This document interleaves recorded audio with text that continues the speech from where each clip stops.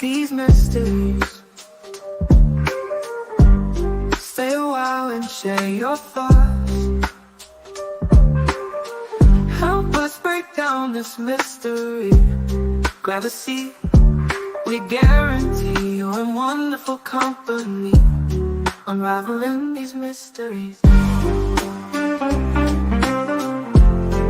with Mr. and Mrs. E.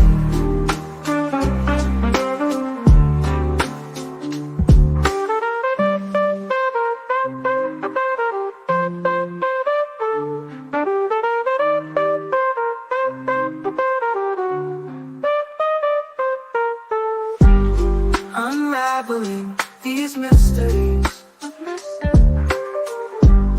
with Mr. and Mrs. E. Mrs. E.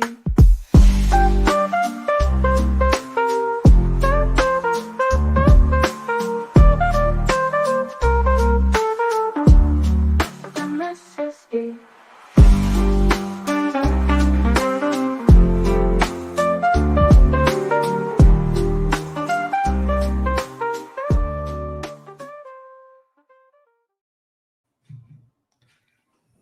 Welcome in, Crime Dogs. We're at the Mr. E Crimecast. Crime Dogs. Ooh, got a little bit of an echo there. There, I fixed.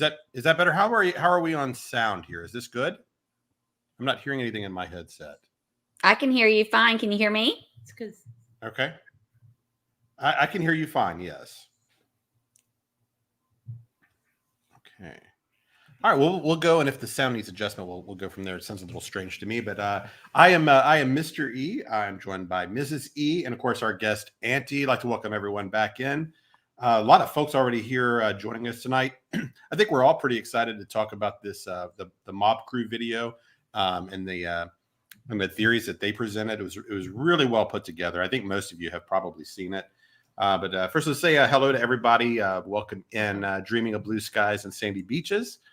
And okay, I'm gonna Sweet go Tea off and camera Sunflowers? for a second. You are going to take off first?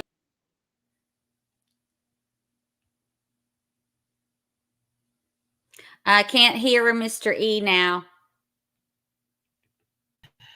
He's You muted. should just leave your screen up. Okay. It's okay. Well, I need to know. Oh, okay. Can you leave the mic up without the screen? There we go. There you go. All right. How are we doing there, Auntie? Is that okay? Good. Good. Okay, good. Well, Hey, there's Car Guy. Hey, Car Guy. hi, Car Guy. Welcome in. Let's see. So yeah, tons of folks are in here already. I think we've got a new member that joined in between last time too. I want to acknowledge. I believe that was Rhonda, correct? Yes. So thank you, Rhonda. Rhonda, for being a member. We do appreciate that. Real Me Too, Lady Tit for Tat, K-Mac, and our mods. Thanks for being here tonight to help us. You guys are awesome. Of course, Lady Tit for Tat also did our opening intro music there too. That everyone kind of seems to love, and I enjoy every time I hear it. Let's see. SS Butterfly Kisses. Hello. Crime on a Dime. I like that one. Crime on a Dime. Good. Looks like everybody is saying that the sound is okay. It's just, man, doing this, the sound is definitely the biggest challenge with this kind of stuff for sure. But okay, just kind of checking everybody out. Great. Librarian. Hello. Pat Day. Wonder if that's Pat Day the jockey. Queen of Ossian. A Nichols. Breezy's crushing on the Sandman. Hello. A happy birthday to the Real Me Too son. She said that she's celebrating his birthday. Also, we need to welcome our new member, Rhonda. So, I did. Yeah, I did actually. Was that Rockin' Rhonda? Is that Rhonda? No, different Rhonda. Oh, different But Rhonda. we didn't do this. Let's see. Oh, cute. It was Rhonda Morgan. So Rhonda Morgan, welcome. And thanks for joining the Crime Dogs. Oh, okay, Rhonda Morgan. Great, Rhonda. Well, thank you so much. We appreciate that. Yeah, we got people from all over the globe. That's what's one of the things that's amazing to me about this case is that people all over the planet are interested in it. We've got Australia with Little Miss Sharon and Marjorie from Canada.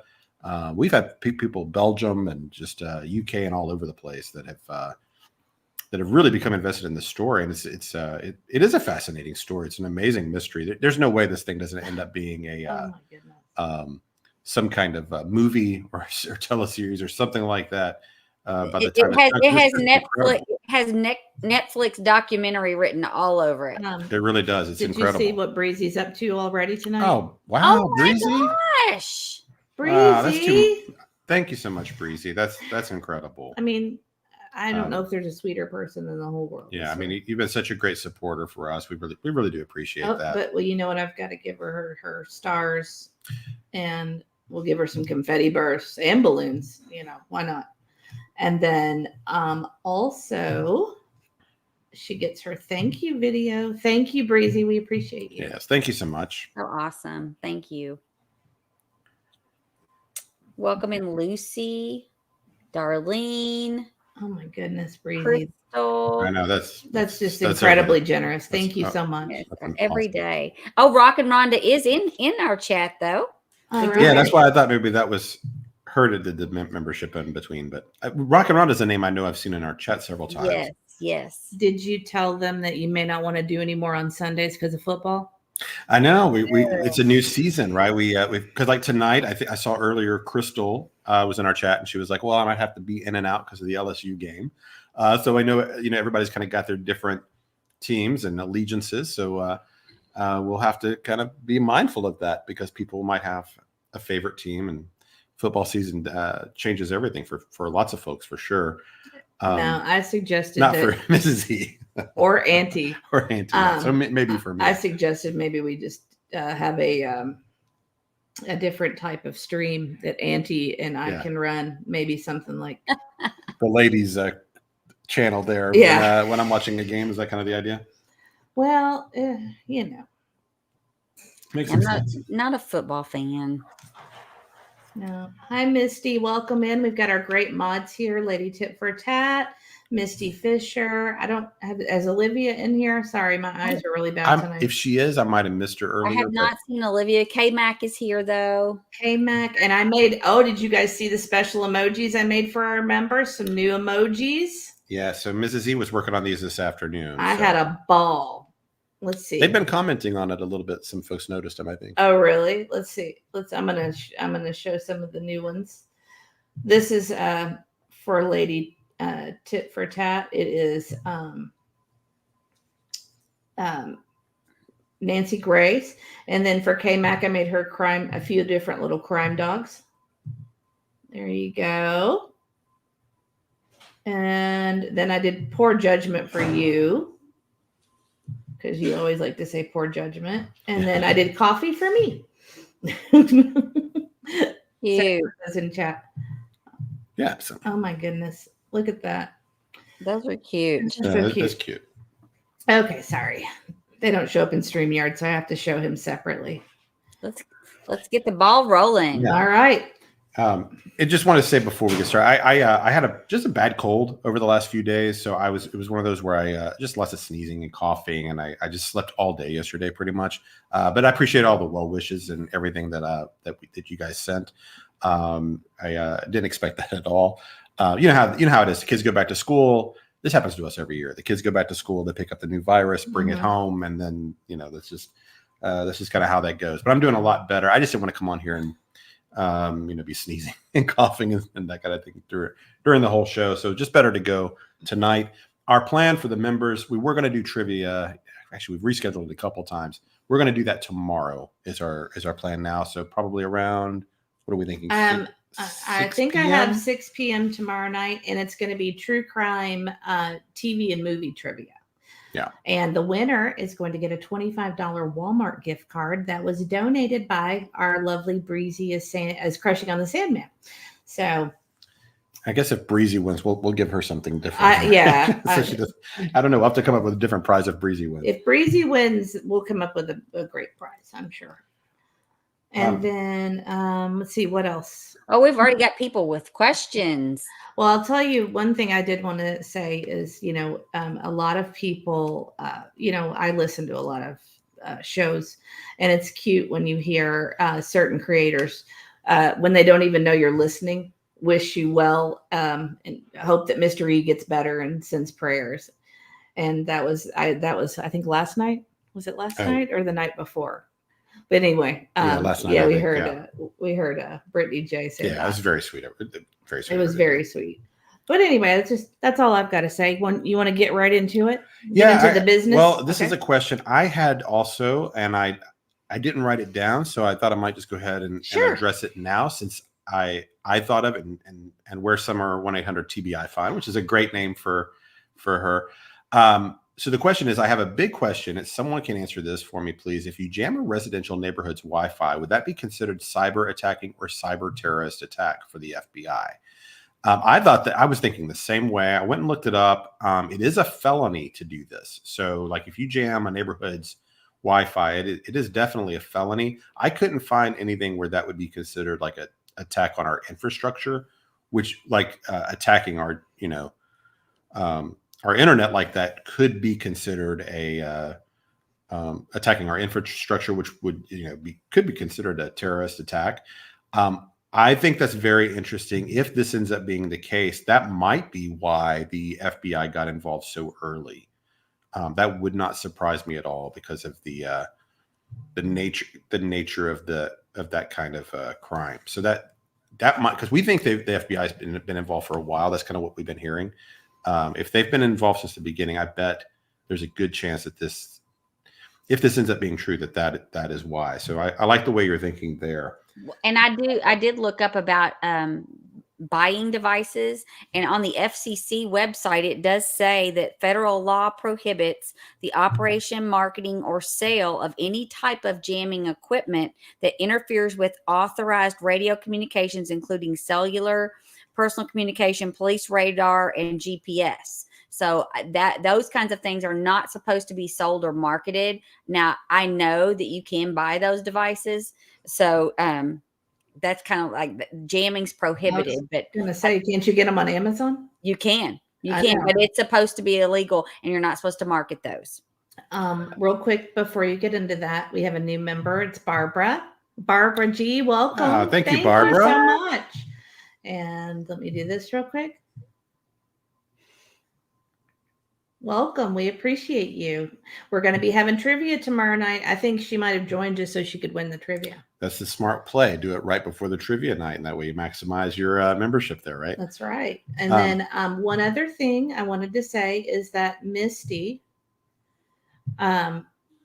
whoops, I have started. That's not the one I wanted. I wanted to say Misty wanted, go ahead and read that.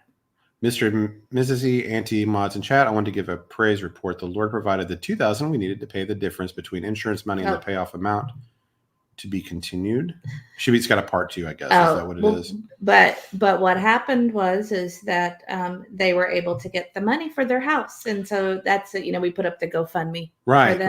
Congratulations, Misty. That's amazing. Yeah, I'm so glad that someone was able to jump in there and help you out with that. And that's great. That's a tough situation. I'm glad that worked out. And then one other thing I wanted to say, I really like Fiddle Dee Dee's name. And the reason I like that is the Aunt E's favorite movie is Gone with the Wind. So Fiddle Dee Dee. She really enjoys that. Well, it used to be your favorite movie. It's definitely one of those up there, but I don't know that I have the longevity to watch it. We were discussing that the other day. What did you say your new, is it Napoleon? No, The Lost Boys. Oh, The Lost Boys. That's right. It's always, now I love Napoleon, but The Lost Boys is, and I love Gone with the Wind too. It's just long. Like your favorite movies of all time?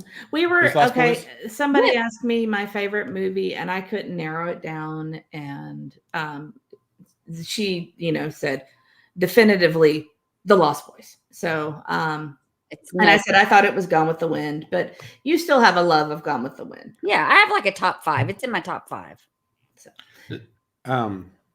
I feel this too, Ginger Girl. If I lived in that neighborhood and someone jammed my security system, I would be very scared for my safety and the safety of my children. Yes. I've thought about that neighborhood a lot over the last week or so after this video's come out and kind of what they're going through. I have a lot of sympathy for their situation. I would not want to be living over there. And I bet they are scared, several of them, for a variety of reasons. And I understand why they're leaking and talking and wanting to get information out there and get movement, because they want this thing over. So it's been going on for 6 months with no end in sight and not a lot of communication that we know of anyway. Maybe the people are communicating with them on the back end, but I really feel bad for the people that live over there. From what I understand, since the mob video came out, it had kind of cooled off with people driving into their neighborhood and that kind of thing. And I guess it's picked up again. And plus now you've got a $50,000 reward. So you're going to have all kinds of people just looking into the case now because they might be just interested in the reward money, right? So there's going to be a lot of renewed interest for that. And so it's probably kind of starting back up again for them. So that part of it's unfortunate, not really a lot we can do about it, Before we do that, I wanted to say Barbara said yes, she's in that's the reason she's in, is for the trivia. And I think that was the rest of Misty's. Okay, that's the rest of it. Okay. Misty says our mortgage will be paid in full once we are able to get the $2,000 to the mortgage company, and then they will release the $129,000 to finish paying off our mortgage. Thank you all for prayers and donating. Aww. Thank you to everybody that helped her out with that. That's there's so much generosity out here in this true crime community. You see it all crazy. The time. People help. I've seen a variety of situations where people have been in trouble, or have done fundraisers and different things, and there's a lot of generosity out there. One more thing I wanted to point out to you before you get back into it is that K-Mac's favorite movie is Star Wars. So I figured that she is a kindred spirit with you. Yes, although I would go Empire Strikes Back is my favorite. Oh, of those, yeah. I love Empire Strikes Back. That's for me. That's what I pick, but Star Wars is close. Yeah. Star Wars is close. And Ginger Girl had a good question to kind of be a segue into what we're talking about. She said, would your security provider be able to confirm that your equipment was jammed? Could they tell you if your equipment's been jammed? That's a good question. I would think they could tell if there were irregularities in your signal. This morning, I reached out to someone I know that has worked their entire life in security with a variety of other companies, and then actually own their own company and just recently retired. So they've been doing it for like 30 years, And I haven't heard back yet. So I'm actually got my phone right here beside me. I have a few questions about how this stuff works that I'm hoping that he'll be able to help me out with. But so far I haven't heard back. I texted this morning and thought that might be interesting. Whenever I hear back from him, I'll just do it on the next live stream, whatever I learn, because I had some questions about stuff like that myself. And when I was looking up stuff about signal jamming, that is a big crime in California. And like robbers, because of all the heightened security, people have the Ring cameras and so many cameras now, they have begun to get these devices and jam the cameras and signals so that they can break in. So that's a big thing in LA, especially. That I was reading an article about LAPD were reminding people about this new rash of burglaries, and it involves actually jamming signals and messing up Ring cameras and causing them to go crazy so that they don't work correctly. Yeah, I was reading something today too. I mean, this is the big, the big new concept or potential story with this. You can do these by hand. Apparently, you can make some of these jammers in your garage if you know what you're doing and such. So it probably will become a growing problem since so many people are using these cameras, and thieves, they adapt. Mm-hmm. But before we kind of get into the mob crew thing, I just want to kind of reset something about the FBI reward that is out there. We did talk about it on our last live stream, but we kind of did it more toward the end. Just kind of want to recap what we think this means for everything going forward. Because in my mind, we kind of had two different places we've been. We had that first 6 months where there was very little information. No one even really knew how much this case was being worked on. There was a lot of talk about it just being already a cold case, or that they had no leads, that they were stumped, that there was not going to be any movement, that they didn't have suspects, they didn't know what happened. And then when we got this FBI announcement, there was a $50,000 reward. And then the language that they put in that, it told us all kinds of information about the reality of the investigation. And they keep all this stuff, close to the vest, which they should. They shouldn't tell us everything they're doing. But we're at a new phase. as of the 6-month anniversary, we're at a new phase of the investigation. And on our channel, if you're new to us, our goal is to be a truth-seeking place to go for theorizing, hypotheticals, trying to sort fact from fiction, trying to ignore rumor and focus on what we know and what that might mean. So it's a place where if you want to brainstorm here, that's great. If you have ideas out of the box, that's great too. We don't have an agenda. We don't have a narrative we are trying to set. We've changed course a few times as new information and thoughts have been presented to us. And actually that's part of why we wanted to do the mob crew video tonight, is it did change the way I viewed the flashlight video and what I thought it meant. Right. So that's why we wanted to get into this. I think it's a very interesting theory. So what we're going to do tonight, we're going to lay out the theory. There's a lot to it. If you've watched those videos, I bet 90% of you have. If not, we'll kind of go through some parts. But we're going to see each piece of that puzzle that he's laid out, how much credence we give to it, how verifiable it is, and of course what we can do is we can take his data, because he's great. Chris is very good at the overlays and the technical and the maps and the distancing and doing kind of that scientific, testing out cameras and overlays with cars and all that. That's not really in our wheelhouse. Really, I think what we're better at is asking the questions and kind of going, the critical thinking method and using deductive reasoning and trying to narrow down and get closer and closer to truth as we go forward. That's what we think we can do with the data he's presented, or that's what we're going to hope to do here. I see some people commenting that they have not seen the mob videos, or they don't know a lot about it. So we may want to give a little recap of what he does if we can. Sure. Yeah, we've got a couple of clips we're going to do from his video that kind of highlight his main points. He's done several live streams over the last 2 weeks, so there'd be no way to do it all. And but we are going to do some clips on it, and we're going to do kind of a little. I'm going to do a little synopsis of the overall theory of it. But I just want to remind us where we are because of that FBI announcement. What we've been doing is we've been eliminating possibilities. When Sebastian first went missing, there were tons of possibilities. Over time, we've been narrowing this down. Getting closer and closer to what we think is the truth. The FBI reward announcement. A couple of things it did is it eliminated the runaway. Sebastian walked out the door with a backpack and took off across the country, and he's living out there on his own. And it's a missing kid runaway situation. That's not what happened. What the FBI is telling us is that they have so much evidence that they believe he has either been abducted or there's foul play.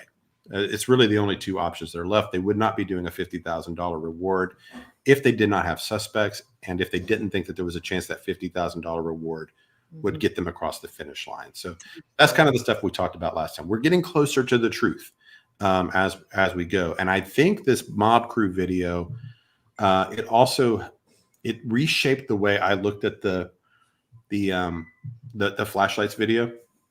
And so could we pull up that image of the street view?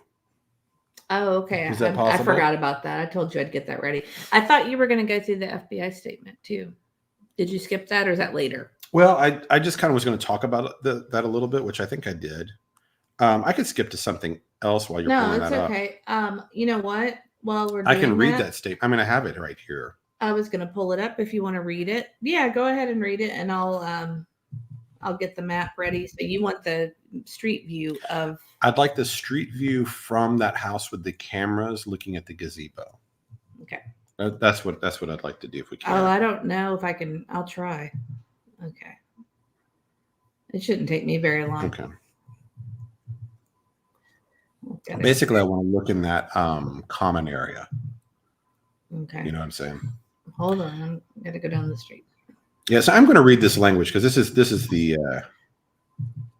I can put that up if people want to see that. I've got that ready. The FBI Memphis Field Office Nashville Resident Agency announced Monday that anyone who provides, in quotes, information leading to the location and return of the missing teen or to the arrest and conviction of those responsible for his disappearance could receive the reward. Are you talking about the statement? Are you reading the Yeah, statement? the FBI statement. Okay, I thought you sent me something else. Oh. Oh, so this is the statement from the Proudfoots in response. That's what that article is. Are they looking at that now? We could do this too, actually. I'm going to do this at some point. We can do it early if you like.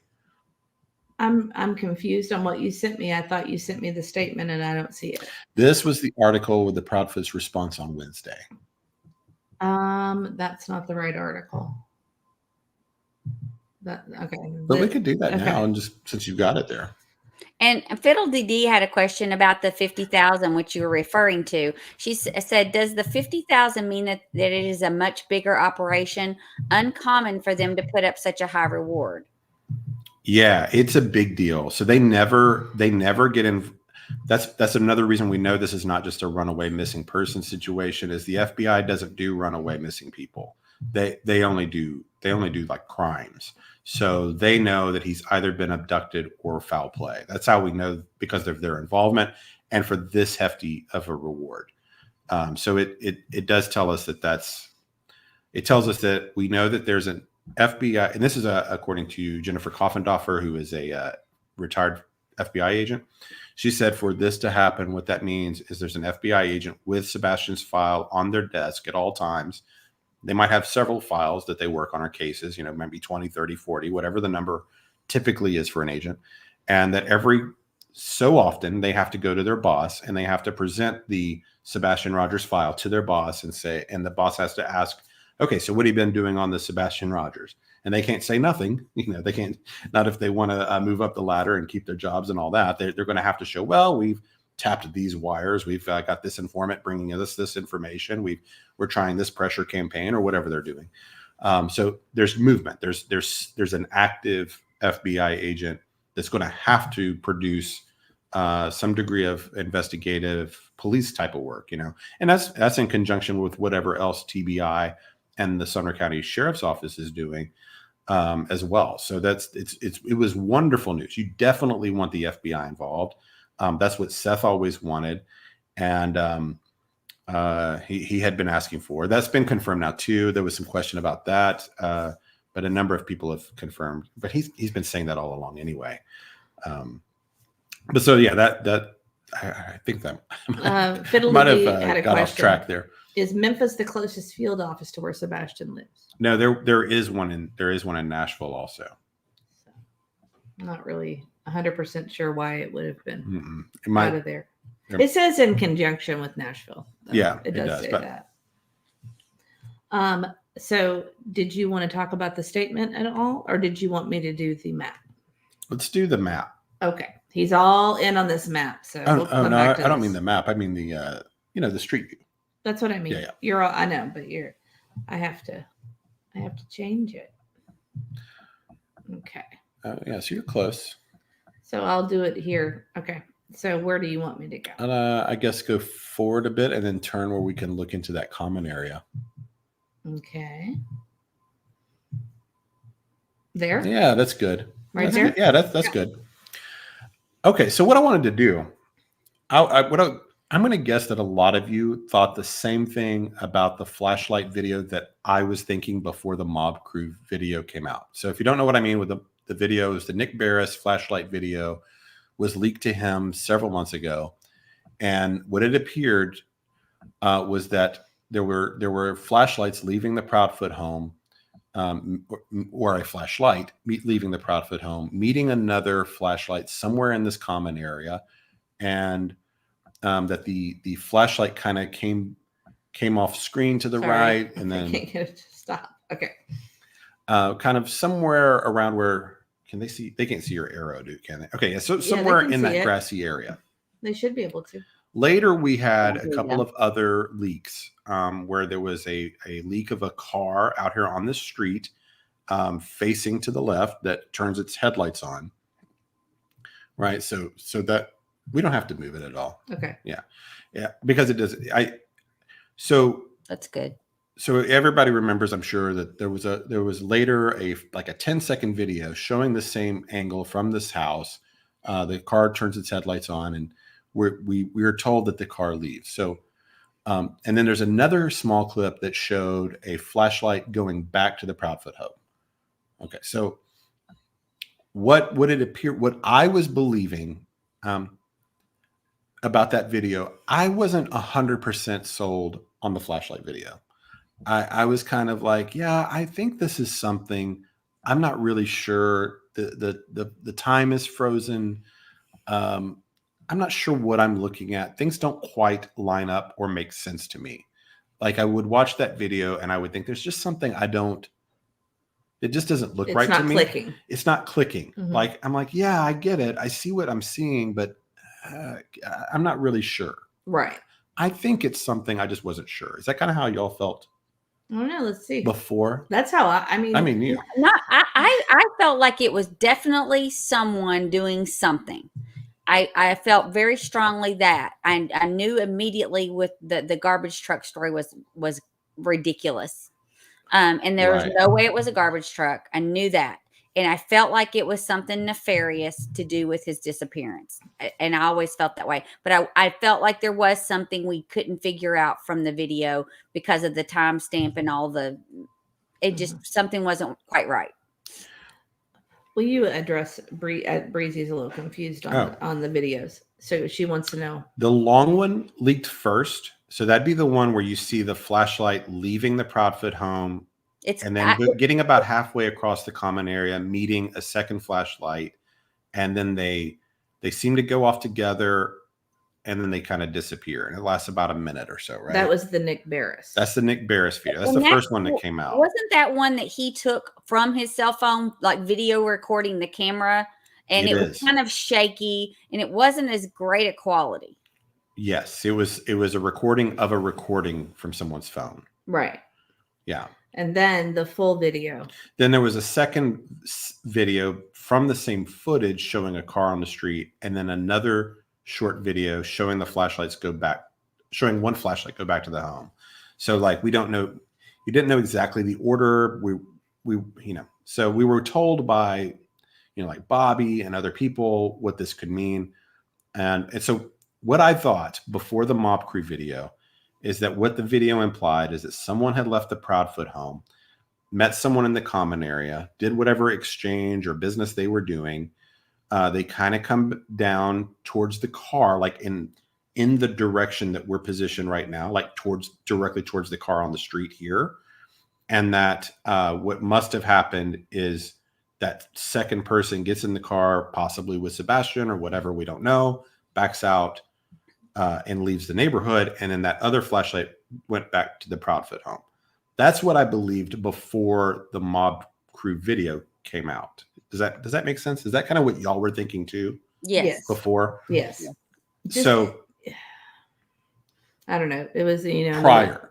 I know. Prior. Yeah. No, I mean, at first it was very. At first I was very alarmed by it, and then what law enforcement no, it wasn't law enforcement. The law enforcement said it wasn't of evidentiary value.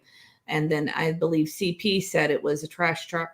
Right. And I believe Seth actually said it was a trash truck as well. But I don't know about you guys, but I don't know any trash trucks that are behind people's houses in the middle of the night. But yeah. And people or reflective. There's no reflective surfaces back there. And once I watched it on Justin, Clutch Them Pearls had been doing these overlays for a while, and I believe BHB had done some. There's a guidance. There's a bunch of people who've done them, but it wasn't until I saw the tilt that it all clicked for me. Right. Yeah. So I think that made a big difference. Oh, absolutely. It changed everything to me. So anyway, but when I thought this original theory, to me, it made sense that it could be like, so when you try to put yourself in the criminal's shoes, the original theory made sense to me. Like, somebody might just not want to go very far into the neighborhood. They park here so they don't have to go drive by extra houses. You're only driving by like 5 or 6 houses this way. You're thinking maybe you could go run up through this tree line and not be seen on foot and maybe have cover of darkness and that kind of thing. And then you get Sebastian, or either you lure him out or carry him out or whatever it is. You bring him back down to the car. You take off. You're caught. You're not risking an extra 4, 5, 6 ring cams and security cameras by going any further into the neighborhood. So that's what I thought that meant at first, which to me made it like, okay, possibly this is an outside job in that kind of scenario, like maybe met somebody online kind of thing, or it could be an inside job with some planning. Could have been either way, right? Well, the mob crew video to me changes that a lot, because instead of coming to the street where we're positioned in this angle, what they did was they took the we could actually, I don't know if we want to do that yet or not. He does? Well, real quick. Hi, Don yet. B. Just want to say hi to Don B because I was typing it and Auntie was reading my mind and went ahead and put it in there. Hi, Don. Welcome in. Sorry. Hi, Tiffany. Good to see you back also. Here. Great minds think alike. And at some point, we're going to do a happy birthday video for Carolyn Marlin at some point. Oh, okay. Very good. Sorry, I don't mean to get you off track. Everybody gets angry. No, it's okay. I'm kind of trying to. This is going to be a difficult show in a lot of ways because there's so many little pieces to break down. I want to make sure I don't want to miss anything here. So, what he did was he what Chris did from the mob crew, and we're going to be talking about, of course, all night. If you haven't subbed over or checked out the video, the best one if you want to start would be that one that's got like 29,000 views. That's the one I think. Oh, that's the one I wanted to do tonight. I forgot to tell you. We're going to pull up that video, the 29,000 view one. Okay. But it'll be later. It'll be later. You didn't tell me. See, this is what happens. Sorry. I switched it on you. I'm just going to start calling you Absent E. I know. I switched it on you. Absent-minded. I'm sorry. I'm sorry. He switches things on me, guys. And I apologize. And I sit here and I struggle with me not, being my age and not wanting to get glasses. So I'm sitting here squinting, trying to make sure I can see everything. And I can see on camera, it makes me look like I'm just messed up. But you got some time. I don't need that part early. Readers. I tried to put the readers on, and unfortunately, the readers, it's too far. It's like a weird distance. So I could scoot the camera real close and then put the readers on. But I don't want to scare people. So, are you changing the video on me again? That's the one I want right there. Which one? Oh, my stars. This is what I live with. And Deanna had a good idea. She said maybe have an intermission where we can recognize people in the middle. Oh, that's a good idea. What a wonderful idea. That's the name of that one. Major new information never heard before in Sebastian Rogers. Okay, me. Okay. That one.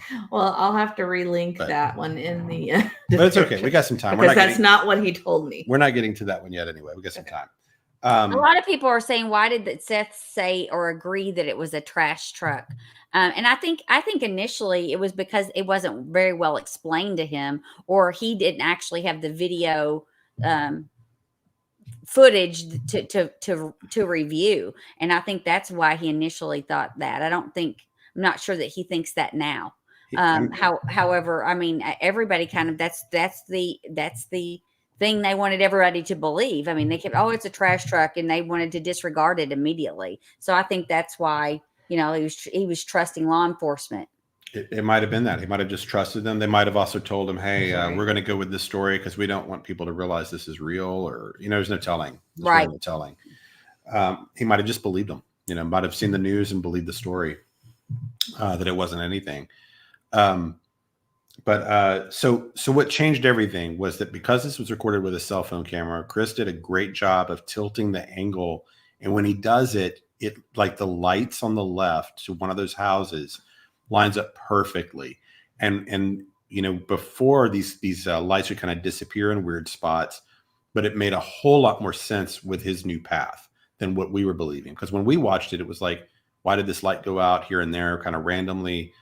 And you're thinking maybe it's because it went behind somebody's leg or whatever, if they're holding a flashlight, or the light went out or turned around or anything.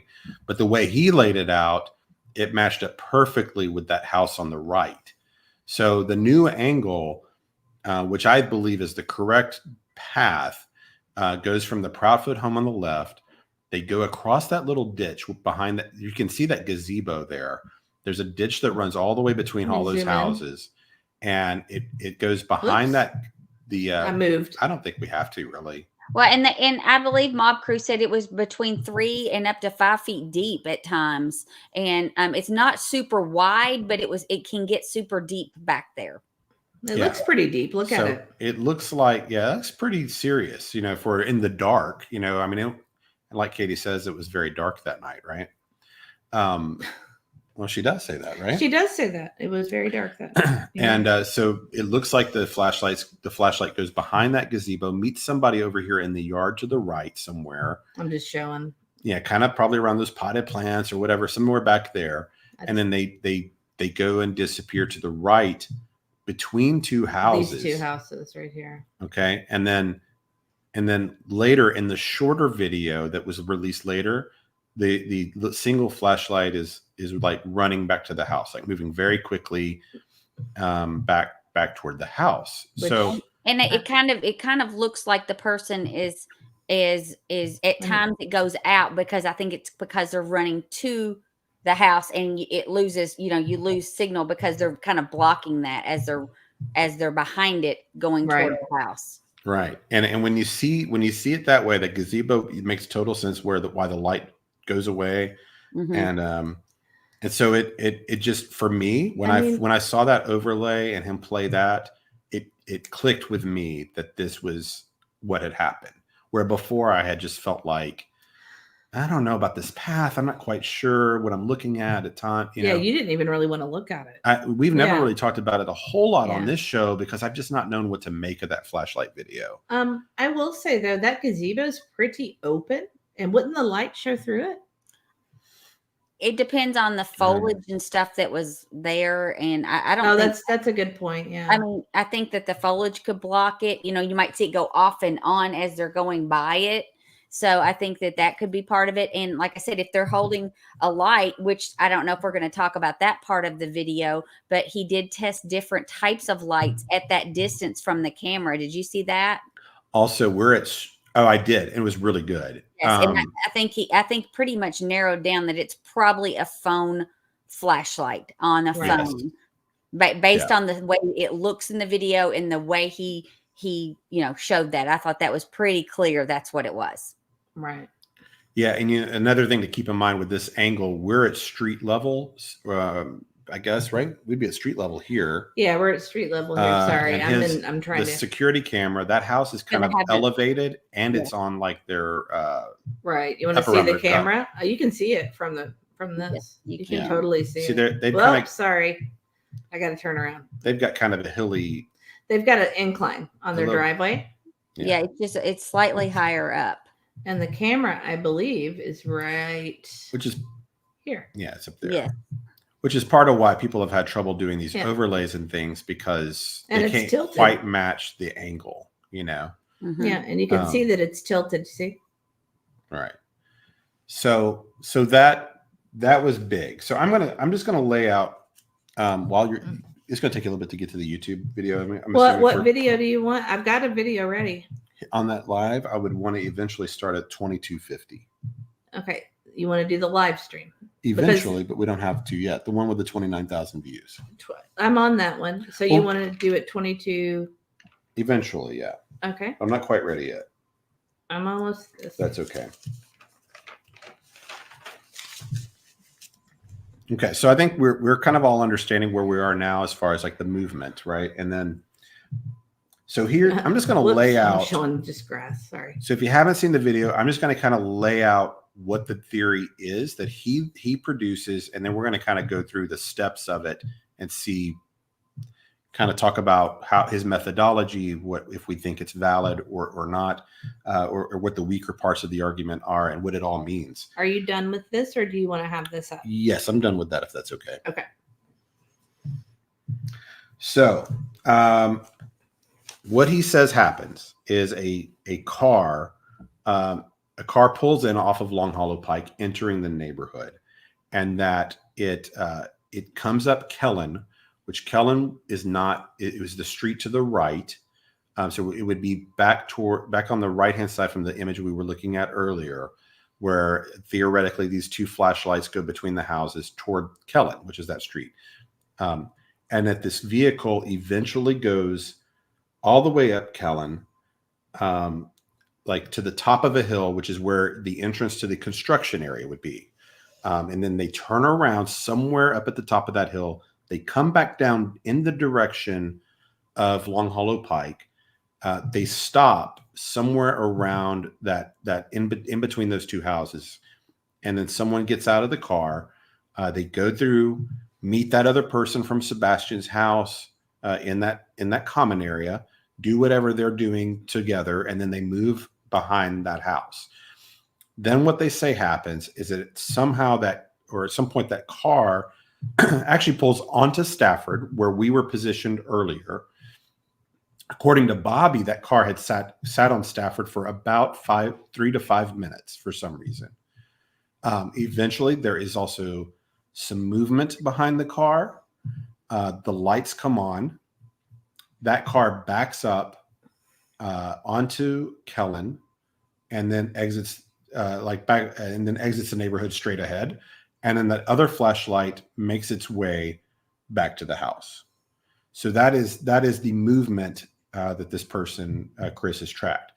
The other big part of this story is that several people in the neighborhood, he's got some sources there. It sounds like at least 3 sources. It's kind of hard to tell sometimes because he's not, he's trying to protect his sources, but I think he's got at least 3. I've been kind of trying to listen to his language and when he's talking about what. Pardon me. But excuse me. Sorry, still fighting off that cold a little bit. But anyway, he's got at least 3 sources that seem to believe that their Ring doorbell cameras were knocked offline, like fried is how one of them said it, freezing the time that happened at the house a few days earlier, indicating that maybe there was some kind of test run even before all this happened early Friday. So like Thursday night going into Friday morning. So that's kind of the big overall theory, that someone might be using some kind of Wi-Fi jammer. And of course, I had heard the Wi-Fi jammer stuff before. I knew other creators had been exploring that. Maybe just my own bias on it. I think initially going into it, I just thought Wi-Fi jammers, that sounds kind of out there. I just didn't think a lot into that. I think it's because, can you take that over there? Sure. I think it's because, we tend to want to look at the simplest explanation. Right. So, well, and I guess it's CN Doodles says, so it's confirmed that the shaky footage is from the camera on the house. Well, I don't think it was shaky from the Nick Barris one. The Nick Barris video that he had, he used his phone to take a video of the video from the house. That's why it appears shaky. The actual video from the house was not shaky, but that's why the one that was released was. And they said, I was hearing the theory that it was from a Google truck. So now I'm confused. It was not from a Google truck. There was no Google truck in the neighborhood.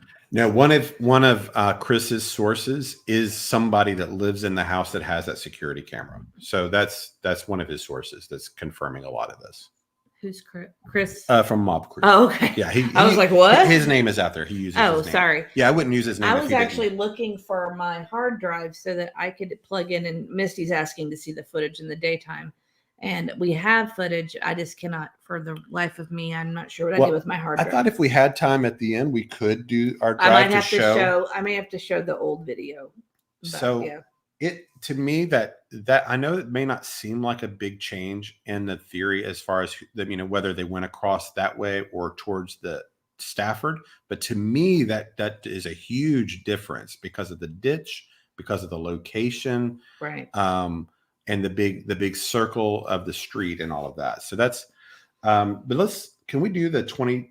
I think 2250. I think that's where he shows. Yeah. Okay. I think I'm at 2248. So, will that work? Just to set up what this part is, and go check out his channel. He seems like a very good dude.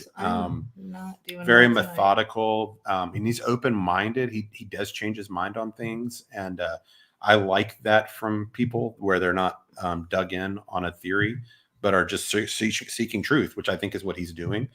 So what he's going to show you here is the path that Chris describes, and it actually lines up because he's describing the path of the dogs, at the scent that they followed. It lines up almost perfectly, or really perfectly, with what the flashlight video also shows. So that's what's so good here. So we're going to play this for up through the 24-minute mark, I think would be great. Unless we Okay. want to pause and talk about something. Can you blow it up Um, with that corner button? with the corner button. That one. Is that better? Yes. Yeah, that's Okay. better. Do you need to step away and answer that? Okay. Sorry, sometimes Mystery gets phone calls at night. They'll leave a message if they need it. Like call twice. They've called. No, it's Yeah, the 3 third times time. actually. So, all right. All right. I can. Ready? Yes. Can you guys hear it? Because we can't. The Okay. sound looks like it's marked off down there. Oh, whoopsies. The dog comes all the way back up You want me to go into the back? yard, Go back a little bit. and then it cuts that And the direction they went. Okay. right. It's, I still can't hear it. If Can you're you guys hear it? looking- If you're looking at Did they hear it? Did you? You can hear it. It's just the Chris parts kind of garbly. See, But we can't it's hear just it. the Chris parts whoops. kind of garb. Okay, so here's what this is the problem.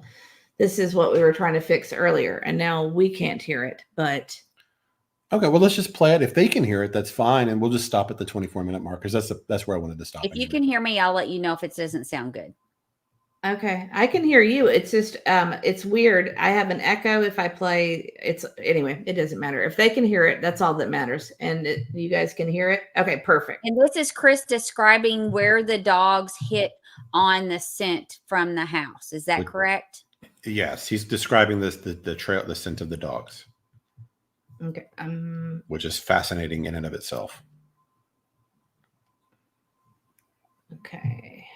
Sorry. I'm just gonna start there. Okay. Here Yeah, we it go. doesn't have to be perfect. Only, act weird about is the dog scent. Yeah, they got a hit. No, they didn't get a hit. They have a press conference says yes, it's a false positive, whatever the hell that means. And then same with the lights. We played the interview. He says lights have nothing to do with it, and then he gets pressed on it. It says, well, maybe down the future the lights may have some significance. So just really weird. But anyway, this is about the scent dogs and the direction they went. right. If you're looking at my house, Okay. it's going to be the right hand side. The dog goes all the way down the fence. The dog comes all the way back up into the yard, and then it cuts diagonally to the house next door to us through their backyard, Diagonally. and that is the direction which the dogs take off. Now after that, This is a combination of the path the lights were going, and according to what Chris Proudfoot claims, the direction of where the scent dogs went. In my opinion, it's clear that they are taking the same exact path, according to my overlay, Chris Proudfoot, It's crazy. and what the neighbors have mentioned. They all line up.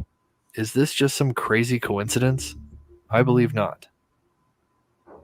and then it cuts diagonally to the house next door to us through their backyard, and then it cuts diagonally to the house next door to us through their backyard. That is the dogs, in my opinion. That is the dogs following his scent.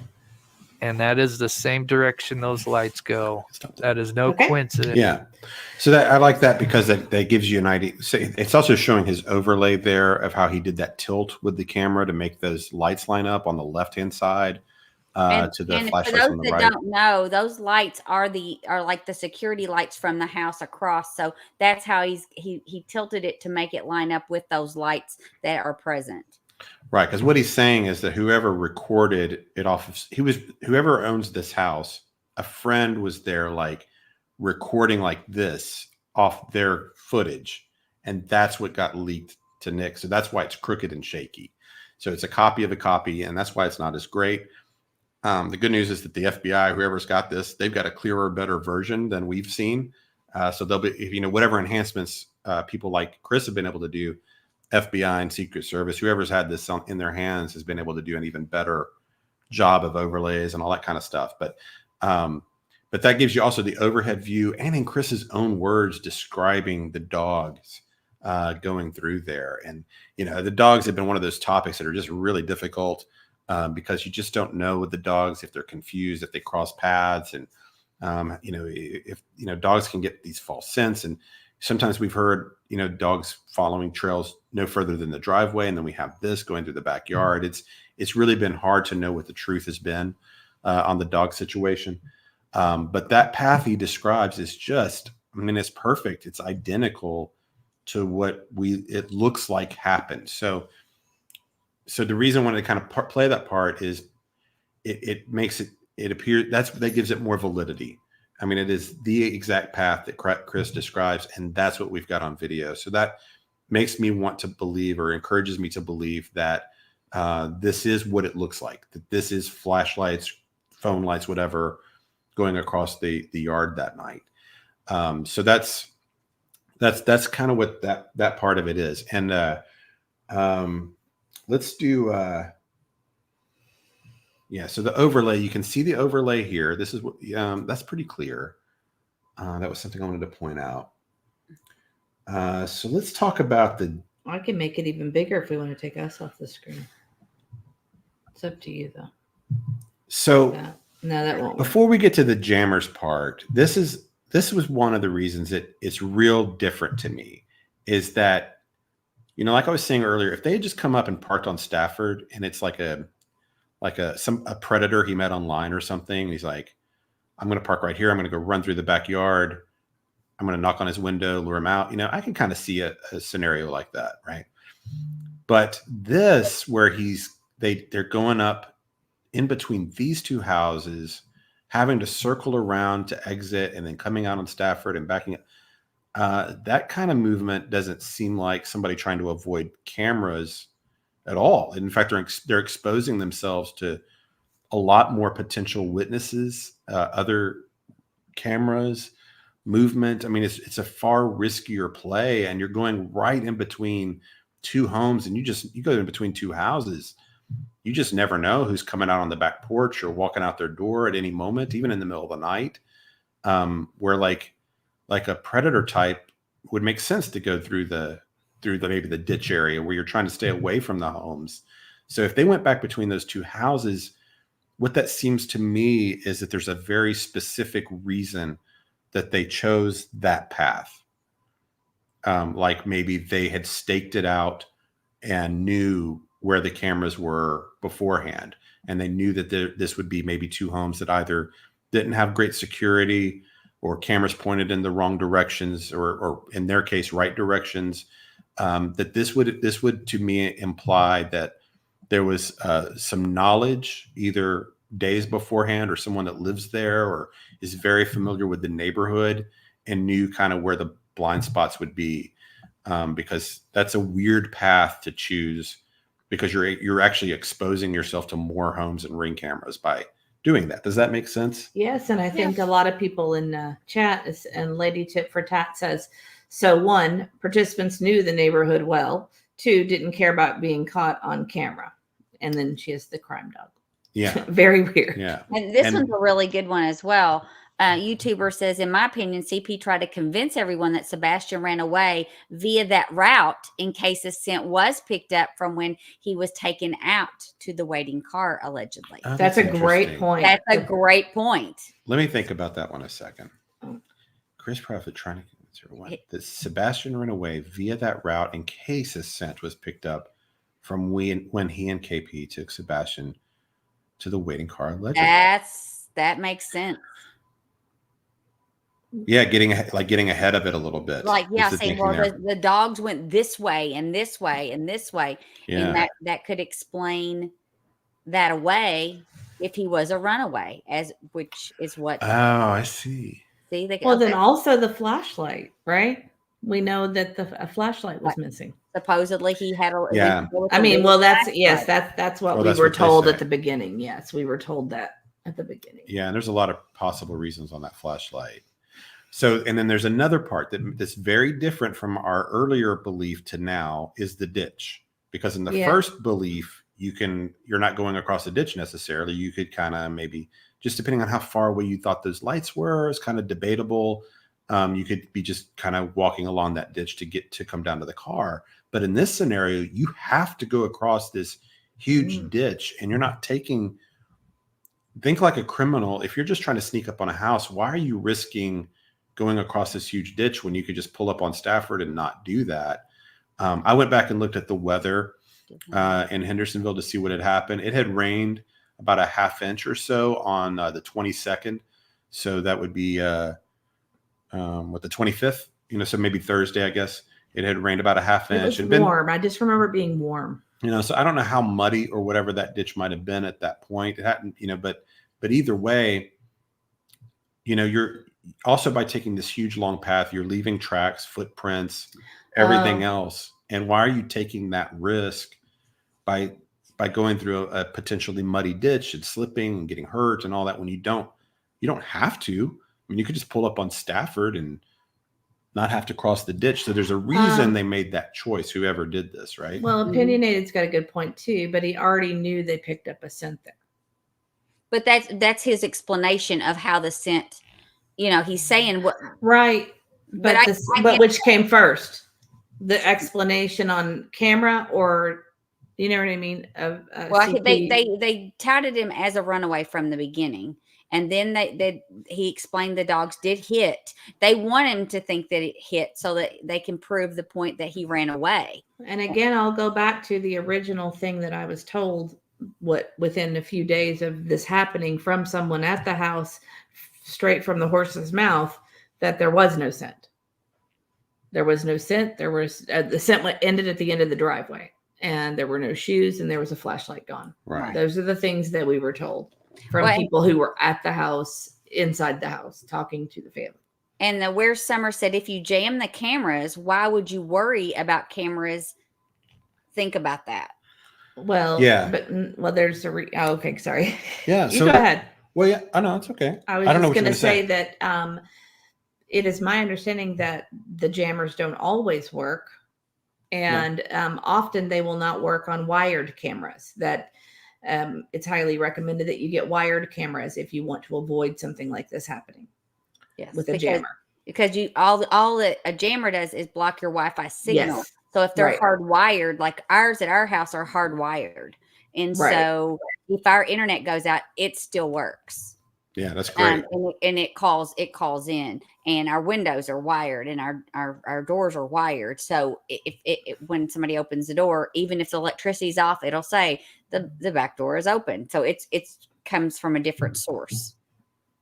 So I think another thing that's interesting about this is that to me it means, I mean, I don't know what the odds are or whatever, but I think it makes it maybe a little more possible that Sebastian left there alive also, if he left the home in that way. I felt very hopeful. Yeah. Because, if you think of carrying, someone either over your shoulder or whatever through a ditch like that and across this is all speculation. Did you go through all that? That this is all theory? Yeah. Oh, yeah. Well, I mean, this is obviously I guess I didn't say this, but you had mentioned talking about that part. So what we are doing tonight, we are essentially taking a theory and we are seeing how valid we think this theory could be, plugging in what we think we know or what might happen. So it's definitely a theoretical conversation. We're trying to see how many facts support it, I guess, is what we're doing, and seeing if different theories, see if it holds up, contradict or work. Because, like we've said, the thing about this whole thing is we've not been able to find a perfect theory that works. There's always a flaw. But there's a lot of things that this clears up if it's the way it happened. I want to answer Nana because I love Nana, and I wanted to answer her question because she just started with us a few episodes ago or a few shows ago. Nana, we reached out to see if we could help in any way to a family friend who's mutual friends with the PFs. And the mutual friend was at the house at the very beginning. And long story short, there's a whole reason why this all happened. But anyway, that part's not important. What the important part is that the friend, I said, we don't know anything. Have they heard anything? And this person told me 4 things. There was a scent that ended at the end of the driveway. Yes. They think he did not have shoes on. they think he had, there was a flashlight missing. I believe it was, I don't know if they told me the color, but at that point, but they think there's a flashlight missing, and that the parents do not want their last names out, that they want to keep that quiet. And because the reason that happened, just so you know, is basically what happened is I said, we pray for them every night. I don't even know their names. And the friend said, well, their name is Chris and Katie. Their names are Chris and Katie, but they don't want their last name out there. So that was, I've said it so many times, I feel like everybody, already knows it. There's a lot of new people to us, though. There are. Yeah. But that's how, part of how we got interested in this. And that, well, we were interested. That to be factual information straight from their houses. Right. Oh, well, that source is, there's no rock question. solid. There's no question. No question. And actually, I at a different source, we have heard the exact same thing about the end of the driveway. That's not connected. Aw, Ginger. And that was months later that we heard that same source, or a different source. Ginger for Ob says, I don't have anything earth-shattering to say, just that y'all are the sweetest. I enjoy your channel. Keep it up. Sebastian Strong. Thank you, Ginger. Very nice of you. We appreciate that. And I will give you your thank you video at intermission, since that's what we're going to try to start doing. Are we doing an intermission? I guess we will. We'll do it. We could do it. We're kind of on a good track right now. So I don't, Okay. People get very upset that Mrs. E interrupts Mr. E, but I want to acknowledge all you guys. And, but there are some people that get really mad and leave mean comments about me interrupting all the time. So, but I'll let you get back on track. We're learning. We're new at this. We're getting better. And somebody mentioned I should get contacts, but see, the problem with me getting contacts is the fact that I will not admit that I have a problem reading. Well, that's the first step. That's the first step. Well, it's just readers. I promise. You get magnifiers, you can see, you're good. I went to the eye doctor and I hated it. I had the what you call it? Not bifocals. What are those called? Bifocals. Well, but they're called. There's a name to make them sound more hip and modern. Yeah, they're But I can't do that. I know it's a type of lens, but I can't do it. Well, I can't do those. I just wear the readers when I need them. Oh, I know what you wear. I'm just saying I can't do that. Yeah, so Progressives. Thank you, Lucy. Yes. Prying Paula says we have zero evidence that there was a jammer, or even that the camera on the house wasn't hardwired rather than wireless, which wouldn't even be affected by a jammer, which we said that, and we don't know. But that was what his theory was on Mob Crew. He was basically explaining how it could explain why the camera time was incorrect, and why some other cameras that were in the neighborhood, the Ring cameras, went haywire the same evening and were basically fried, and they had to get new cameras. And it's very coincidental that they were the same evening that he disappeared. So that's kind of what I'm glad you mentioned that, Prying Paula there. Because it actually is a good lead in to go into this next part. So if you've been following us for a while, we kind of try to have everybody get their own standard about what they're going to report on or discuss. We don't do like rumor kind of stuff or, that type of thing. We try not to factor any of that into anything that we're discussing. So if you've been around here for a while, you've probably heard me say this several times, that I do not like single anonymous sources from sources that I can't verify. So those kind of stories where it's like, oh, I've got a source that says they saw a black truck in the neighborhood right at 3 a.m., but we don't know anything about this person. It's only one source. We don't, because if, let's say somebody said something like that. Oh yeah, there was a green sedan in the neighborhood at 5 a.m. that was suspicious. If it's Bobby, for example, telling you that, well, then that would affect how you viewed it one way. If Katie were telling you that, then that would affect that information a different way. So when you have these kind of like vague sources, you just don't know what kind of games somebody's playing. Somebody might be manipulating a reporter or YouTuber into putting out partly true, partly false information to shape a narrative.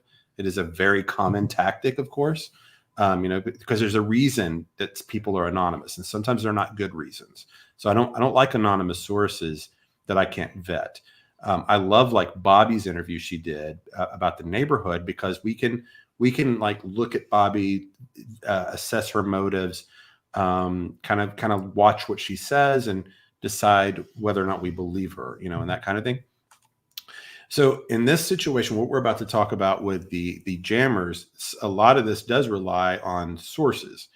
But these are not just your typical sources. So one of the sources that's named, the way Chris describes it, is it's a source that lives in the house where the cameras are located, like the one, like the house where the shot of the flashlight. So in that case, we know it's like, I don't know how many people live in that house, 4 or 5, 6 people or whatever. I mean, he's almost naming his source, but we can say, okay, well, we've got a pretty good idea of what we're dealing with here. It's not just, a guy that lives 3 miles down the road as his source.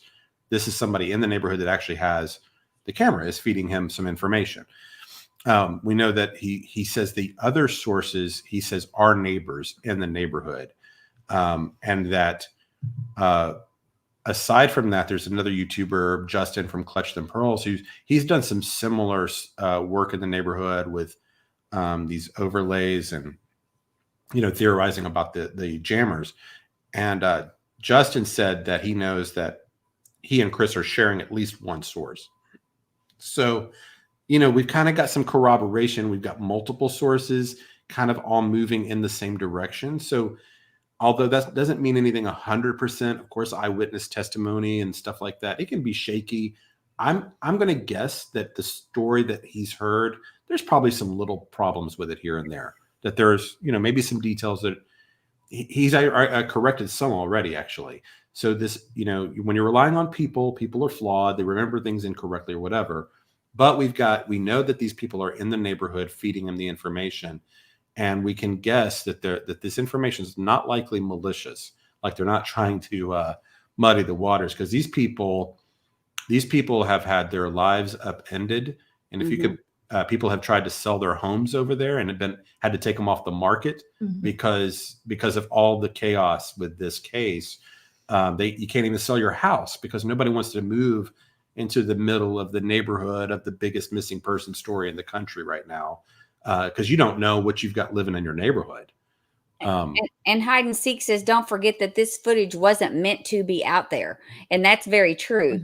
That's probably why Ellie won't comment on the footage. That's probably, that has a lot to do with it. It wasn't supposed to be out there anyway. So, why would a guy take his Ring camera and turn it in as having something on it, just to be sticking his nose in? I mean, it obviously has something credible on it, or we wouldn't know about it.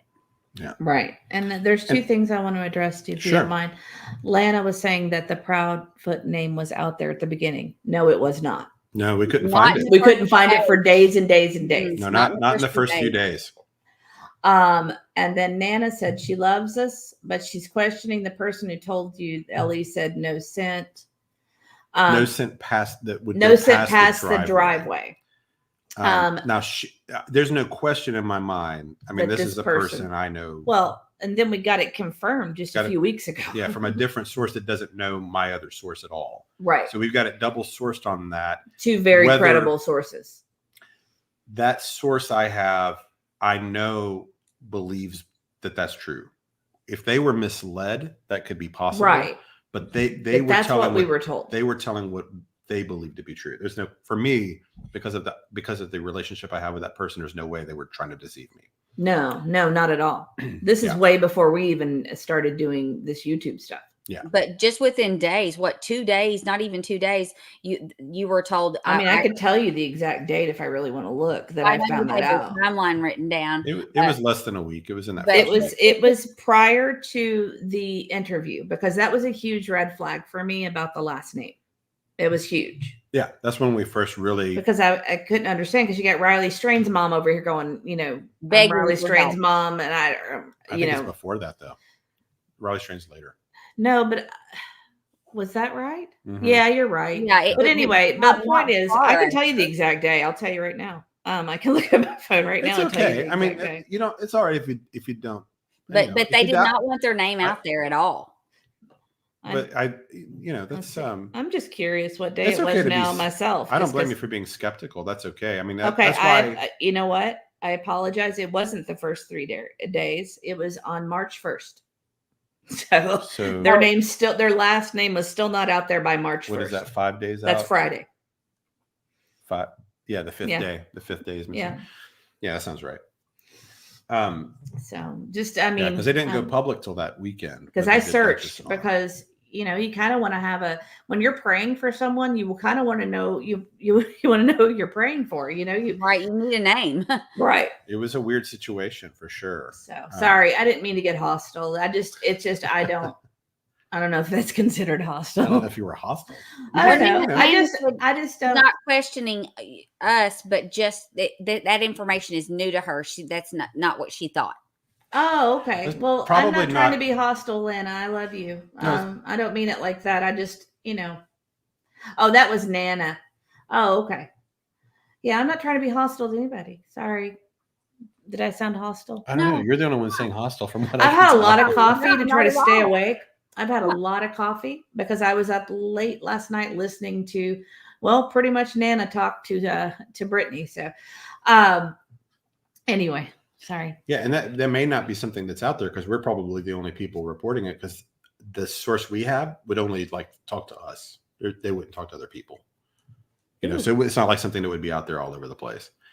And if you're skeptical on it, that's fine. I would be. I mean, it's like I said, my thing is just I don't like anonymous sources that I can't vet myself. So I can't blame somebody else for not believing my anonymous source that you can't vet.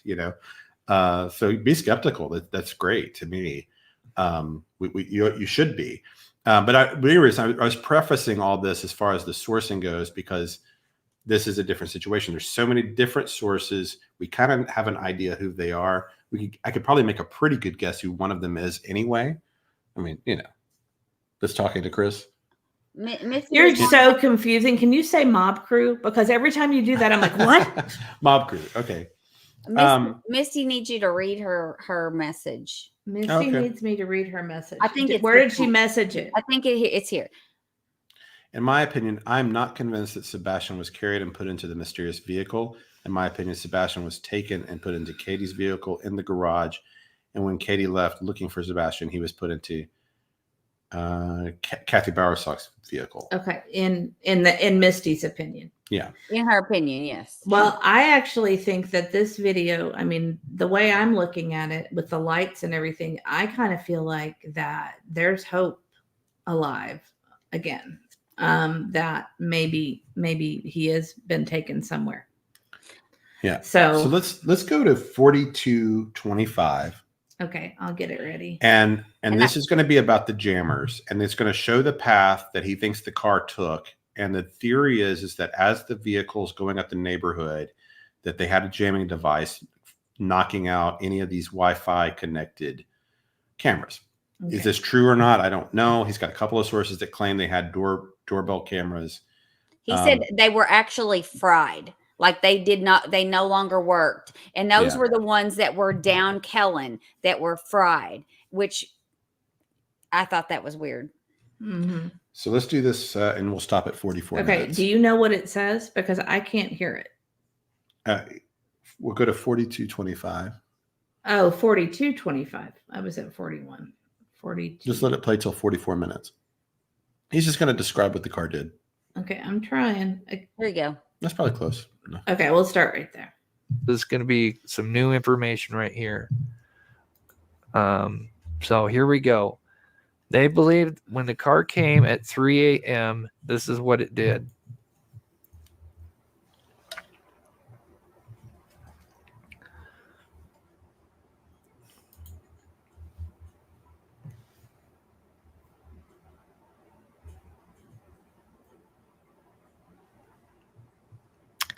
Now, I think it went towards the top. I didn't want to, I mean, you kind of get the idea. Apparently it went, I'm not sure how far, I forgot because I was getting told so much information, but this suspicious vehicle apparently went all the way down Killen, turned around at the end and came back down, as from what I understand. So this is kind of different from how we kind of explained it yesterday. And again, this is coming from multiple locals. Yeah.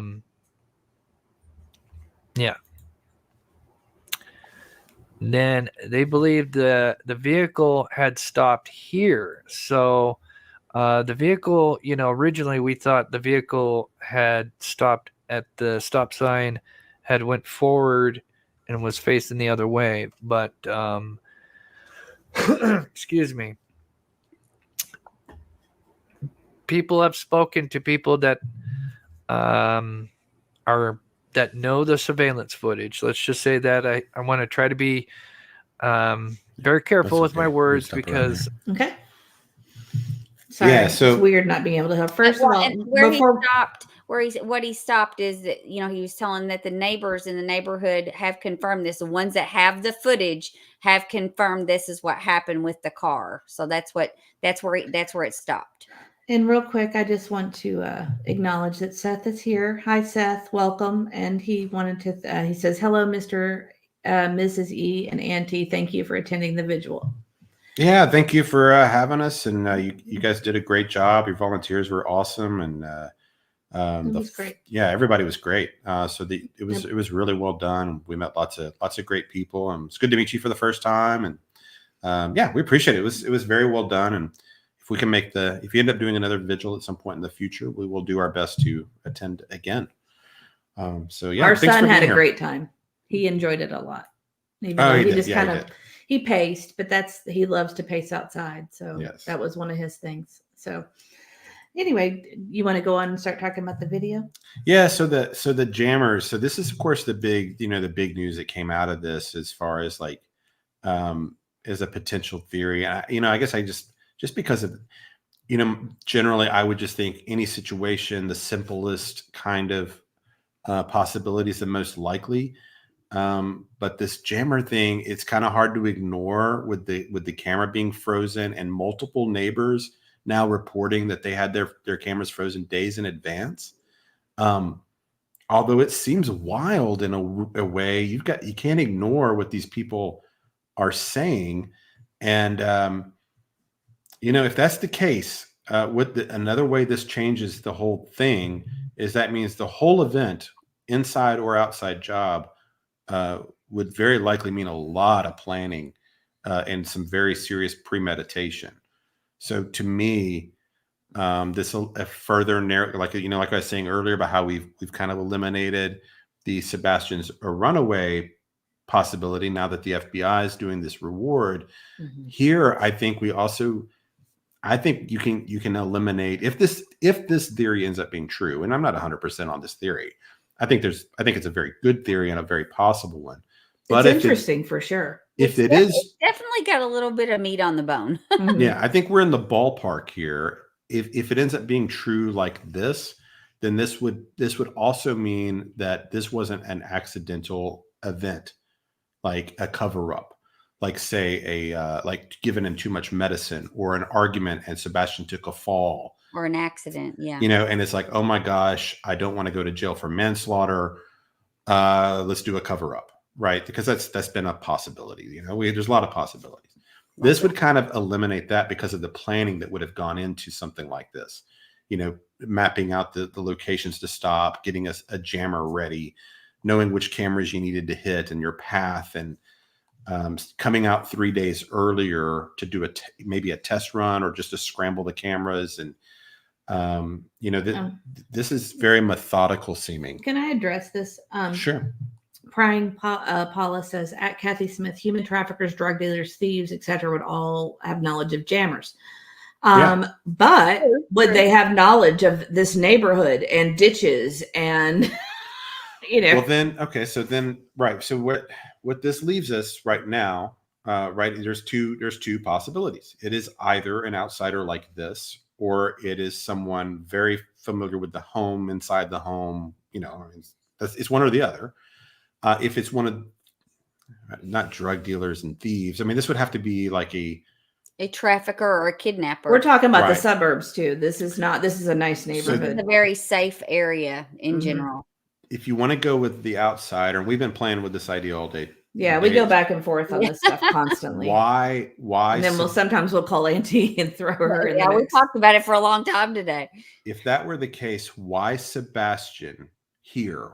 Why this degree of planning for this specific 15-year-old boy with autism in the middle of a neighborhood with tons of cameras, lots of security, dogs in the home? I mean, the mom's former Navy, a security specialist, like there's huge risk for some, trafficker type, like a random like to target him. Those people usually don't, the kind of people they would target are going to be in lower economic areas that are easier to get to, kids that are out playing, that are not watched or well guarded. Why would they believe they could access this child and go to this degree for him specifically? So to me, if you're trying to go with a theory where it's an outsider that's not like connected directly to the family, then there has to be a very specific reason that Sebastian would be the target, like he were the witness to a crime or something along those lines. That it's really hard to imagine. It's really hard to imagine that motive making him that specific target, but maybe there is some motive out there that we just, something that's happened in the world with him that we just don't know anything about. The problem with any outsider theory, of course, is that Chris initially believed that's the clip of the flashlight going back to the house was the first part of the video, and that was the abductor walking up to the home. He later had the neighbors correct him and tell him, no, that's the last part of the video.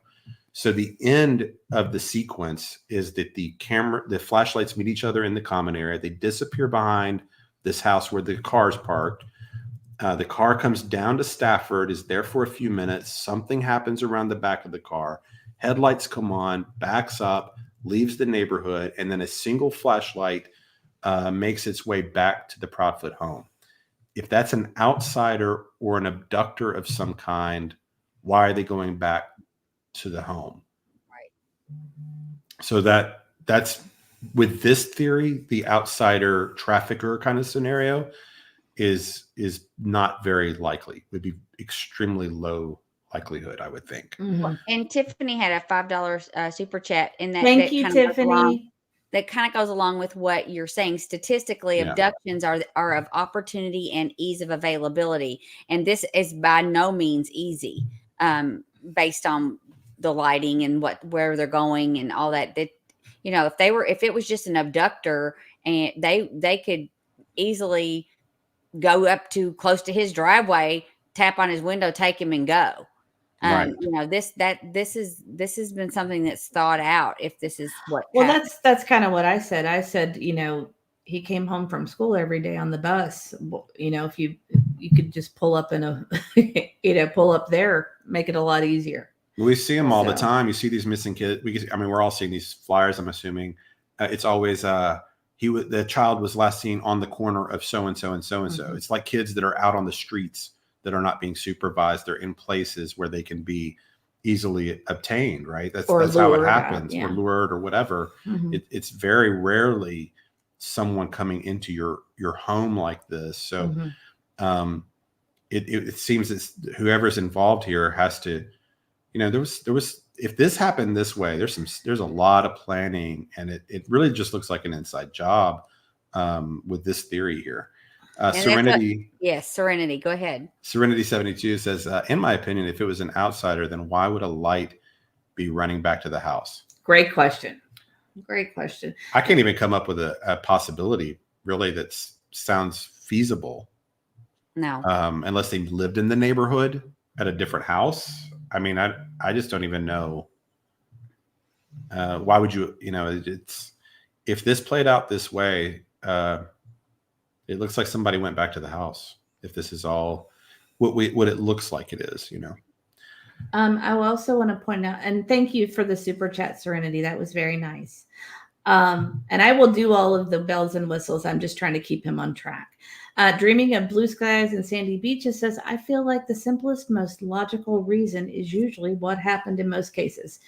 And we are talked on the about- same page. We talked about that today, and you know, is the jammer thing, you know, is that theory viable? Even we tossed that around for a good hour today.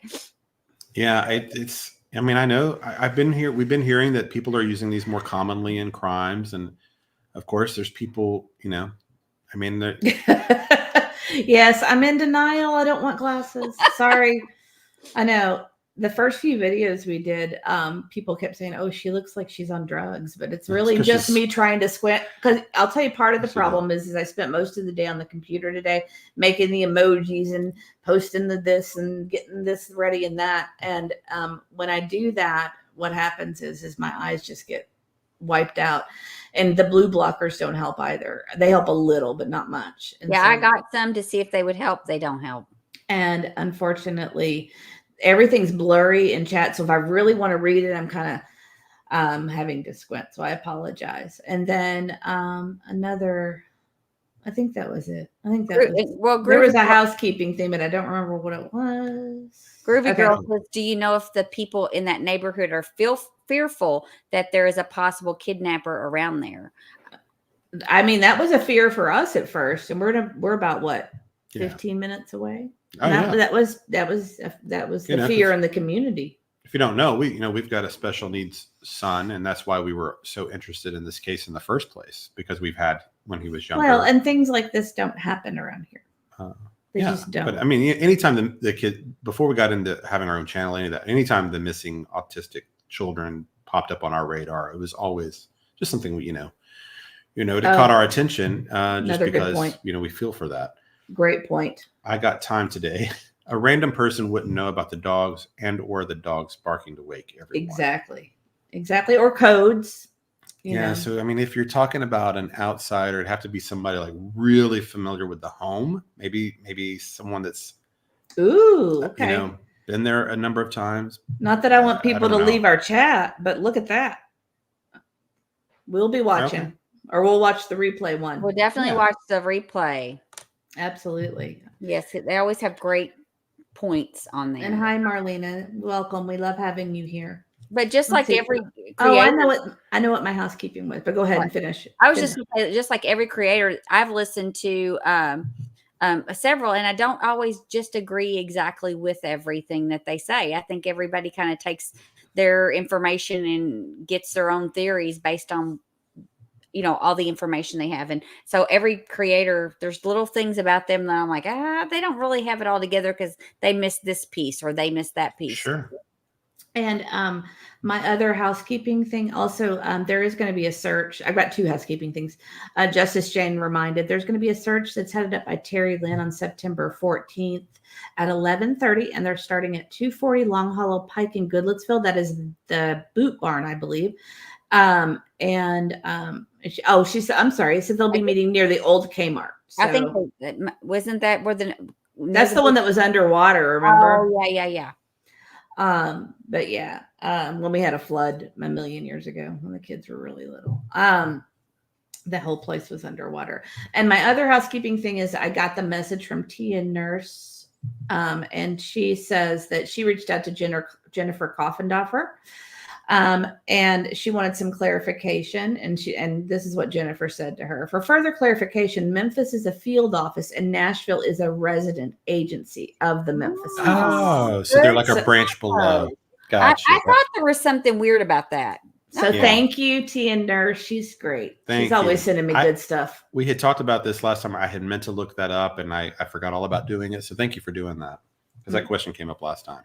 Just a little housekeeping stuff. And you guys all have great things. Yeah, this is the chat's great. The chat's tonight. amazing. You guys are just rocking and rolling. I know. It's really good. I know I'm really far behind too, so I apologize. Have we done the $4.99 super chat that was up there? Is that a new one or is that an old one? Oh, that's a new one.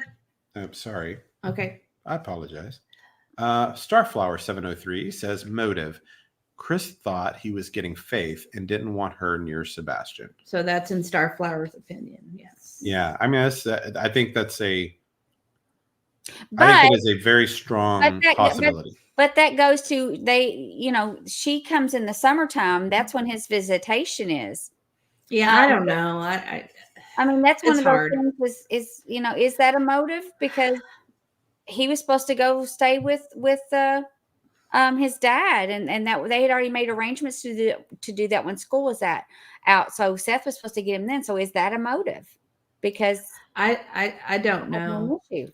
I think motive is the hardest part of this whole thing in my mind. Yeah, we go talked back about and it forth today. on that all the time. We said that today. It's hard to develop a motive that's solid. And but Starflower, thank you for your super chat. Yes, we do appreciate that. it. And we are going to do like the bells and whistles. Like I said, I want to keep him on track tonight. And did we finish the poll before the show started, or do you want to put that up? I still have the poll, and let me see. Sorry, I'm not good. So right now, do you want me to end it, or do you want to give him a few more minutes? Give him a couple of minutes. Okay, so the poll is: what do you think of the mob crew theory? Your choices are highly likely, not likely, still unsure. Yeah, give it another 5 or 10 minutes, and we'll see in case people want to do it. The option of I've not seen the mob crew theory, because we've had several people say they didn't know anything about it. Well, it's kind of that's why we did the unsure part of it, I guess. But I started putting funny stuff in there, but then I thought, maybe I shouldn't. I think on polls, the simpler you can keep them, the better. So there's not too many options because if you want to let me, since we're kind of at an intermission point, I can go ahead and thank everybody that. Sure. Yeah, because I want to do the headlights next. Okay, perfect. So this is for whoops, I'm sorry, I meant stars. Starflower, thank you so much. And thank you to Auntie. Can you read those so I can keep doing this part? Yes, we had Serenity 72. Yes. And we had Tiffany. I'm going to do a thank you video for all you guys. That's And very sweet. We had Ginger for Ob. Well, thank you guys very much for those. We appreciate it. Yeah. And then since we we have a new one. Oh, we got another one? We got a new one, Shirley H. Shirley H says Chris was to have a custody court 8 days after Sebastian went missing. That's correct. Yeah. That is And then true. and like Nina was supposed to maybe have this psychological evaluation done because of that whole incident that had happened a few months earlier. And if you haven't watched that, I think it's the second or third Lore Lodge. It's the second or third. They go into real big detail on that one. yeah. But I said, I think every creator has different things that they don't get or don't see, because there were some things with Lore Lodge that he really didn't talk about the flashlight video. That was one of the things. And No, he didn't. And Coffin Daffer, it didn't either. And Shirley H., thank you so much. Here's your thank you video and everybody's thank you video. And also, it is Carolyn's birthday. So we're just going to put up a real quick happy birthday video for Carolyn and anybody else that's here that has a birthday. Happy birthday, guys. We appreciate you. And also, we appreciate all of our members, super chats, subscribers, anybody watching. We appreciate you guys. Yes, thank you so much. We do appreciate that. That is awesome. So let's do this next. Let's go to the them pulling onto Stafford. I don't think I wrote when to stop the footage. Yeah, because I think I would go on just a little further, because where you stopped, it was just telling about what that was going to happen when they pulled onto Stafford. But let's skip to 48:45. Okay, hold on one second. And then probably a minute or two. I'm not sure how. Sorry, I'm so far behind on chat, guys. I apologize. So at this point, the people are going to the house. What time did you say? 48:45. Okay. There we go. And Aunt E, you're not able to stop it, are you? You're not able to stop it. I don't think I can. I can remove it, but I can't mess with it. Okay. You said 48 what? 45. Oh, sorry. I'm really off. No, 48, 45. 48, 45. Oh, okay. Yeah. 48, 45. Yeah, that's good. And I'd probably let it go a minute or so. I'm not sure. Why don't you stop it when you're ready? And Okay. I had a lot of coffee, so I'm going to go to the bathroom again. Sorry. And we've got another super chat that we can. Are you kidding me? Yeah. Let's go ahead and dreaming of blue skies and sandy beaches. Thank you so much. Oh, and she wants some more logo wear. Okay. Dreaming of blue skies and sandy beaches says, any chance of getting a super soft zip up hoodie added to the Crime Dog store that we could purchase? Oh, Is that That'd be possible? nice. I don't know. I will work on that. Dreaming of Blue Skies. Well, Thank you so Dreaming. much. You guys are so sweet to us. I mean, it means a lot. It really does. Mrs. E does all the merchandise, so I don't know if that's possible or not. You know, every single day I say I don't want to do this anymore. So it's It nice. really does. And every episode we do this. Yeah. After and before every episode I say I don't want to do this anymore. That this is not for me. And so, you know, I know that you guys are here for Mr. E. I get it. But he cannot. He might be really super duper smart, but he can't handle technology, and that's no. And he has to have me for that. So never has been able to. But thank you so much. That was very sweet of you, and I will work on that just for you. Sorry. I think we have another. Do we have Starflower here too? Another one? Oh, my stars. Yes, it's another one. I'll show it. Thank you I think so I clicked much. it too. I'm sorry. Okay. That's okay. Starflower 703 says, I also believe the alleged pending CPS case was motive. CP was sure he was going to get Faith until CPS was called. Well, that's an opinion, but it's possible. Auntie knows a lot about CPS reports, so she might want to be the one to speak to that. Well, in this particular situation, I mean, it's not something that you could take away once it's there. It's not something that's going to disappear. So in a case like that, okay, the report's been filed, it's already on record. And so if that was brought up in the case, it's still going to be on record, even if he were out of the picture. I would think a missing child out of your home, which would be much more incriminating for you to go to court and have a child taken away from you, or the custody agreement changed. If you have a child that's missing out of your home, would be much more of a concern to a judge than a CPS report that was still under investigation. But that's just me. So I think you know, we try to make up some motives, we try to come up with some ideas, and that one's been thrown around a lot, but I'm not sure that CPS report would be the motivation for it. Well, I could see why you would think that, but you make a good point about it being, it's forever. So it's going to be there no matter what. So if he's not in the home, that report is still there, and that documentation is still there, regardless of if he's there or not. But him being missing from the home and a CPS report is not going to make it better. It's only going to make it worse. Right. Unless whatever happened somewhere in February was so much worse that it was better to get him out of the house somehow. Well, we don't. Something. Yeah, we don't know that because we haven't seen the report, so we wouldn't have any. Yeah, so we don't know. But like I said, I think the motive lies between mid-January and mid-February. There's something happened that we are just not privy to that information. There's a piece there that's missing that we just don't know about. I just wanted to point this out because 6664TM says, didn't Chris more or less say this case will be a long time study as he knows where and what happened to Sebastian, in my opinion? I almost was thinking we should have played that clip at the very beginning of this live, the one where he's like, people will be studying this for years and all of that, because if this theory is correct, then this was almost like a military type of operation, you know, with like a dry run planning. And that's kind of where, I mean, that's kind of what this is. It feels like an operation more than just an abduction. I mean, it feels like coordination and planning and equipment. And I mean, there's a lot that went into this. And so I was thinking, like, if you were profiling whoever did this, you probably would guess that they had military background, you know, whoever it is. Okay. So let's go to the real quick. Sure. There's some. We usually have a very respectful, kind chat. So if you don't think that you can be kind and respectful, I would appreciate it if you move along. I think you'll know who I'm talking to. I'm not going to mention any names, but okay. I guess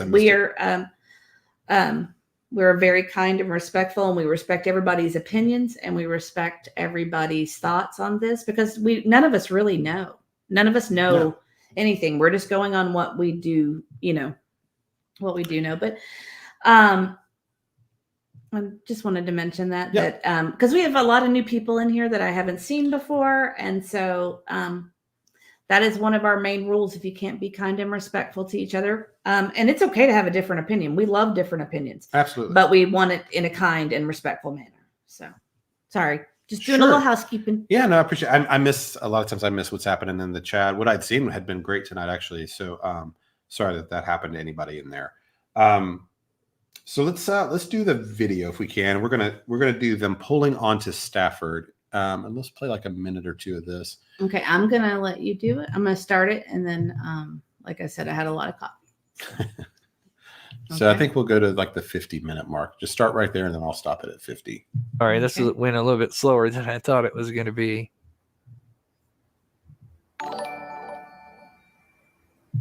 Not sure why, but they believe, this is one theory, is they believe they were possibly using this car as a almost to block the view of what was going on, and that they were gonna kind of block and use their lights. Maybe I'm not sure, but maybe they were thinking they could block what was going on. I still got to talk to them and figure out, but that was kind of the theory, that maybe this car had parked down there for some reason. Still a mystery why it would do that from, coming down that road and not just sitting there. It is interesting. But the one thing we know that the people are, or at least a subject is still over near the house, is there is a light that pops up when this car is, sitting there. And we'll look at that and we'll zoom in on that. So here the car light comes on. Is that where you want to stop? Yeah. So I can't hear the audio, but I know that kind of explains his thinking on them pulling onto Stafford.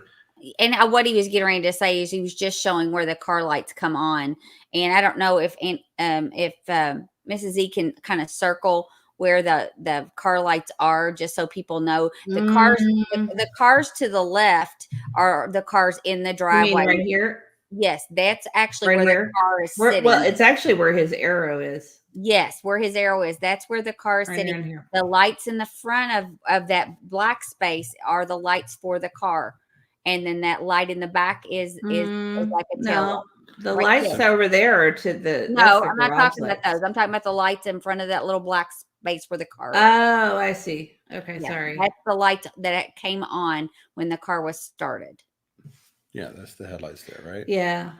Yeah. So what I think this is really an interesting part of the movement, that they chose to come, because they could have just gotten in the car and left and just driven straight out, but they chose to come up on Stafford and stop here.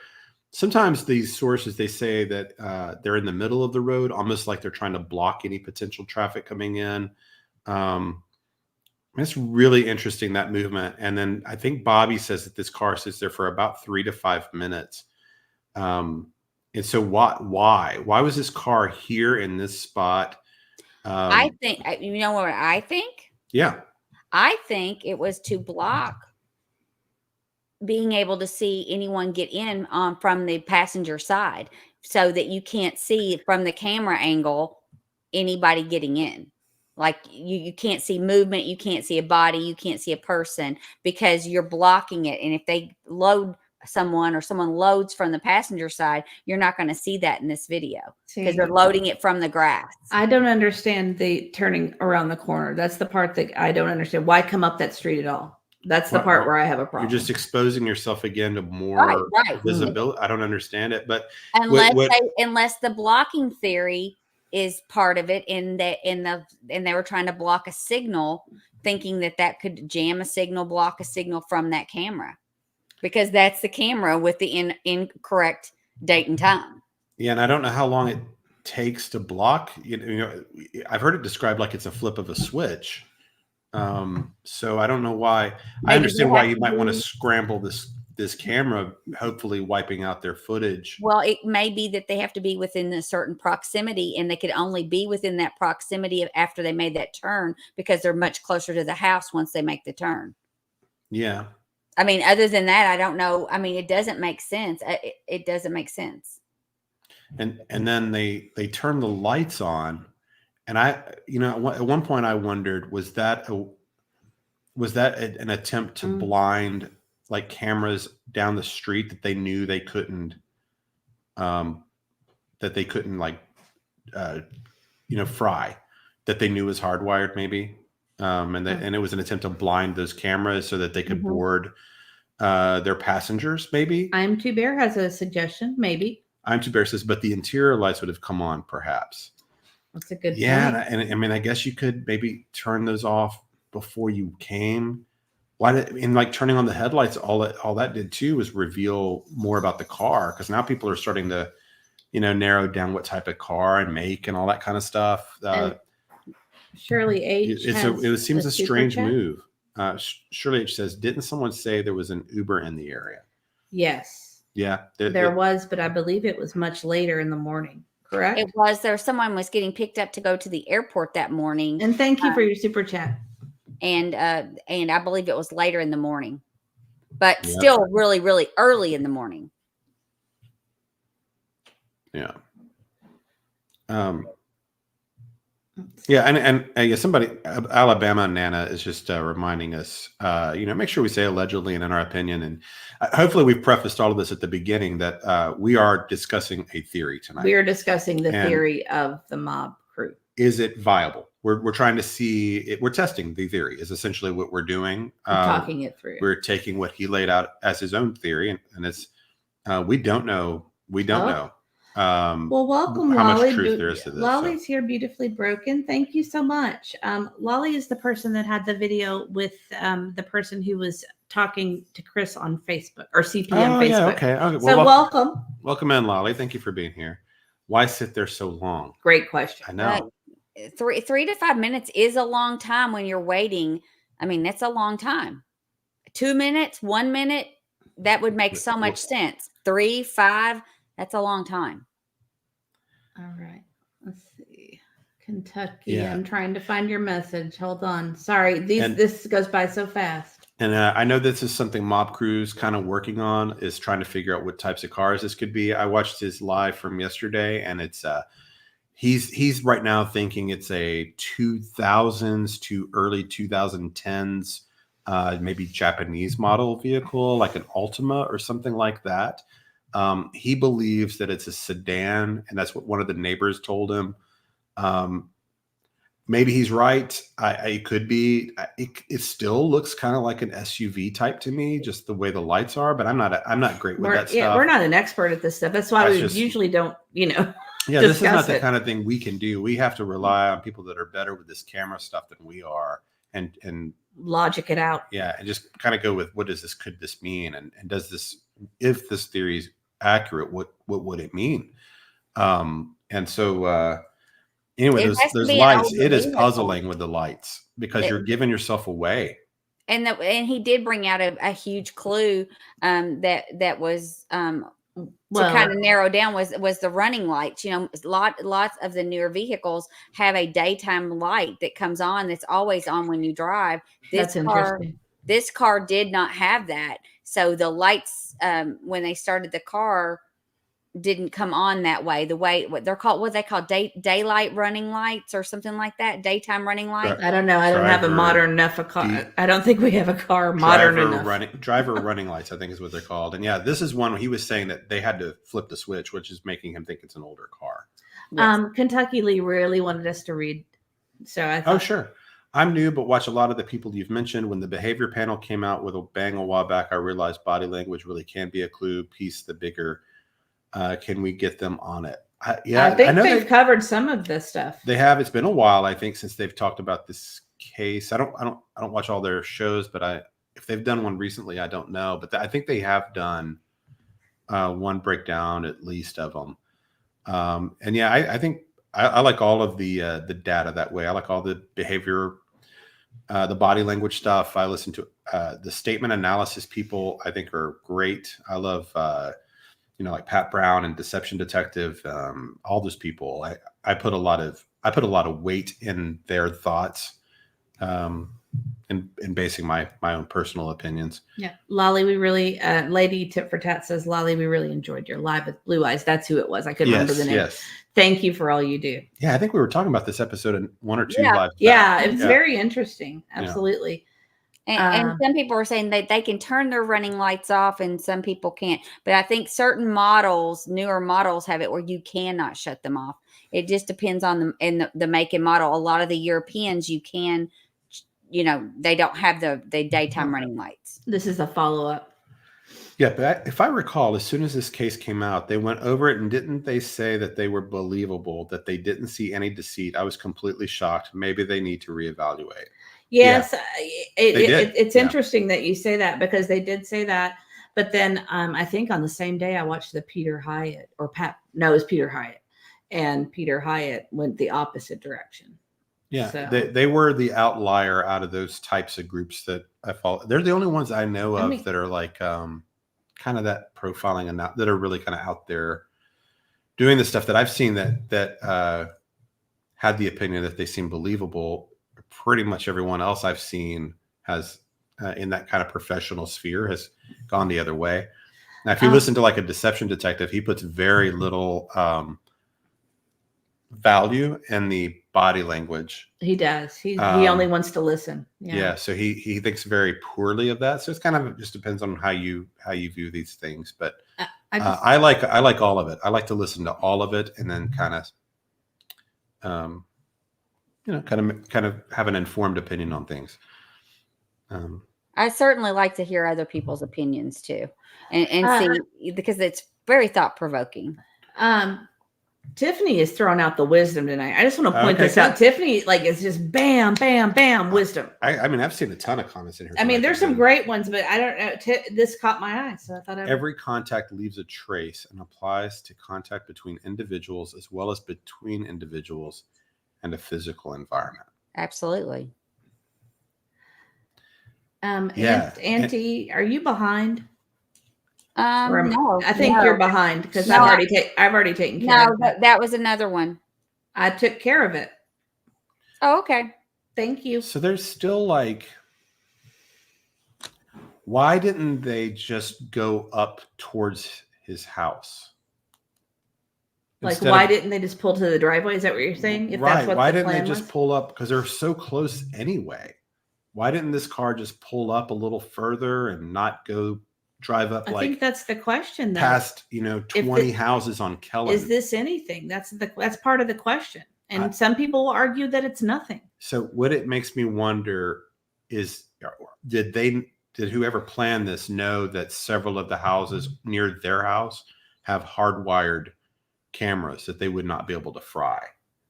That's what I would wonder. If you're going with the frying theory, yes. If you think they we're going with their theory because we're just playing out the theory. Jazz says dead end street. It's actually a cul-de-sac. Yes, it goes up a hill and it has I could find my footage. It has a circle, and then it also leads to the new construction site. It's the road. Yeah, that on Kellen. Kellen does. Kellen, I thought you were talking about Stafford. No, I'm talking about Kellen. When he does the first video that we saw where he goes up Kellen and he says he turns around. Kellen actually comes up to a cul-de-sac, but it also to the right has where the new construction and the new subdivision is started. So that's where he's talking about that cul-de-sac. And Lady Tit for Tat, you sweet thing. Not only is she an amazing moderator, she's a very generous person, and she has gifted a membership. So if you got a free membership from Lady Tit for Tat, please give her a virtual hug. That was very sweet of you. Thank you very much. And I will do a montage of stars and balloons. She says she doesn't want the fireworks. No? She's opting out of the fireworks. I wanted to kind of address, Alabama Nana says, Mr. E's Crimecast. So people are going to believe whomever they feel are on the side of the person they like. Sure. Yeah, I'm sure. But people have biases. It's happens. Normal. Yeah. I personally, I hope that, just because I don't like someone, I don't want people I don't like to go to prison for crimes they did not commit, even if I don't like them. Right. But yeah, of course we all have our biases going into things, and the key is to try to be aware of them. and try to check yourself and ask yourself questions like, am I like, I had a bias on this. I had already kind of like, jammer, I don't know about a jammer, you know. Well, that was it seemed far-fetched to me, so I kind of had a bias going into it. I disregarded it the first few times I heard it because it just sounded too. And it wasn't too out anything there. against the creator that was throwing it out there No. either. It wasn't like that. It was one of those things where I think that we tend to lean towards the simplest answer is usually the truth, kind of Right. the Occam's razor. But you know, So I mean, but I don't know. I mean, But with- honestly, I mean, I think we all wouldn't be here 6 months later if we weren't all puzzled by Right. what's going on. And I really have a hard time believing the scrambler theory, but do I think it's out of the realm of possibility? No, I mean, I no. don't think it hurts to. I don't think it hurts to speculate. I really don't. I mean, if you think if it happened anything like this, and you think it's an inside job, and considering the history, the professional history, I mean, you gotta consider it as a possibility. That's a good thing to know. These 6664 TM says these cameras seem to be older or less expensive. The cameras I have are in color at night. They are Reolink brand hardwire. Interesting. It is kind of it's a nice neighborhood, but it is an older neighborhood. So it would not surprise me if a lot of the cameras over there are more like old, like have been there for like 10 years and longer before everybody's starting getting these like, you know, Wi-Fi based types. And that one kind of, when you see it on the side of the house, I mean, you can't really see it until you're there in person. I've seen it driving through there with you guys, but it does kind of look like an older camera. Yeah, it does. So maybe whoever did this, they had some technique they thought might work, and it worked to a point enough to, you know, fry the date or freeze the date, but not enough to, you know, stop the recording. I agree, Ginger Girl. It's kind of like, you know, it feels like a Mission Impossible. You know, it's weird. But occasionally, I mean, strange things do happen. Yeah. There's some very complicated crimes that have occurred, and maybe this is it. Maybe Chris is right that this will be something that will be studied for years, because, you know, if this was like a military style abduction or removal of you know, the child from the home, you know, it would be a very unique story if revealed. Lady Tit for Tat just gifted 5 more memberships. Wow. Thank you so Thank you much. so much, Lady Tit for Tat. So if you got a membership from Lady Tit for Tat, make sure you tell her thank you. I'm so behind on chat. I don't even know if I can see. Do you want me to end the poll now? Are you ready to see? Oh yeah, I forgot. Yeah, let's see what the poll says. Okay, so the poll says it went away. Where did it go? Okay. What do you think of the mob crew theory? Highly likely, 60%. Still unsure, 30%. Not likely, 8%. 742 people voted. Awesome. It's really great. Thank you guys. So we're at like 9% thinking it's not likely. So they're kind of, you know, that group's like, 8%. they're mostly tossing the whole thing out with the jammers. Is there a way you can show it? Because I can't see it. I don't know how. Looks like 67% think it's highly likely, so that there's a lot of truth. Chat. You know, about 2/3 of you are thinking there's a good amount of truth to it. I'll send you a screenshot. And then about 30% are unsure. And of course, that might mean that several of you have just not watched the video that he did. I would recommend the one we've been playing tonight if you want to just get a real good. There's some shorter ones too. Yeah. Well, the one from yesterday was the longer one, but it was really good. The one that has like 29,000 views, that's the one we've been playing from tonight. So give him a follow if you know, and you know what else? he seems like he's got a good approach to true crime. It looks like, I guess he's been around a long time. Okay, so Lolly got one, Fiddle-Dee-Dee got one, Shirley H got one, YouTuber got one. See, there goes my theory. These people have all been commenting a lot tonight. Yes. That's my theories. If you comment a lot, you get gifted memberships. Well, congratulations, guys. Please thank Lady Tit for Tat. And since we're at a moment break, I'm going to go ahead and show my welcome video. Good time to do it. Good time. So around here, we do confetti bursts. And we also do welcome to Mr. E's Crime Dogs. Thank you so much. And since we are at a stopping point, and I'm going to just leave that up for a second, and I am going to, if I can find it, here we are. I am going to go ahead and do the same thing that Tit for Tat did, because it's the beginning of the month and I've got some free memberships. Yay! So I am going to gift 5 memberships right now, and I'll say 5 for the future. Sure. All right. Cool. I always forget. This is a good point that CB just brought up. CB says, I think more searches will now pop up due to FBI reward and perhaps less harassment and threats now that the FBI are involved. Yeah, I think you're going to have some people interested in the case that have not been in the past. I've already heard it, actually. There's some other YouTubers I've heard that are starting to talk about this that have not ever discussed it at all. Money gets people motivated. Perhaps less harassment and threats. Let's see. Yeah, maybe because when people know that the FBI is watching, they might behave a little better, I suppose, in all areas of this, because you just don't know where those guys are. Andrea19682 says, I believe the jammer was used Friday at 3 a.m. for the test run. Think a possible trial run.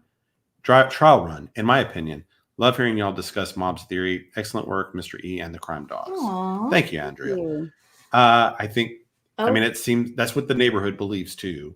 It's multiple neighbors that are saying that this all happened a couple of days early, and that they're like the house that this footage is from said that it was working a couple of days after the disappearance. So it does kind of look like there was some technological interference, and if that's the case, FBI would take stuff like that very, very seriously. That is not something they would just. That might I can't. I don't know what percentage I would give, but I bet there's a strong chance that if these signal jammers were used, that's why the FBI is involved.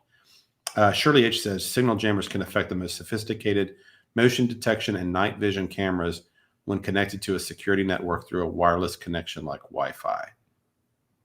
Yeah, I just didn't know anything about any of this. I've got a friend, like I said earlier, that I have been hoping would. Actually, he did text me back. Oh.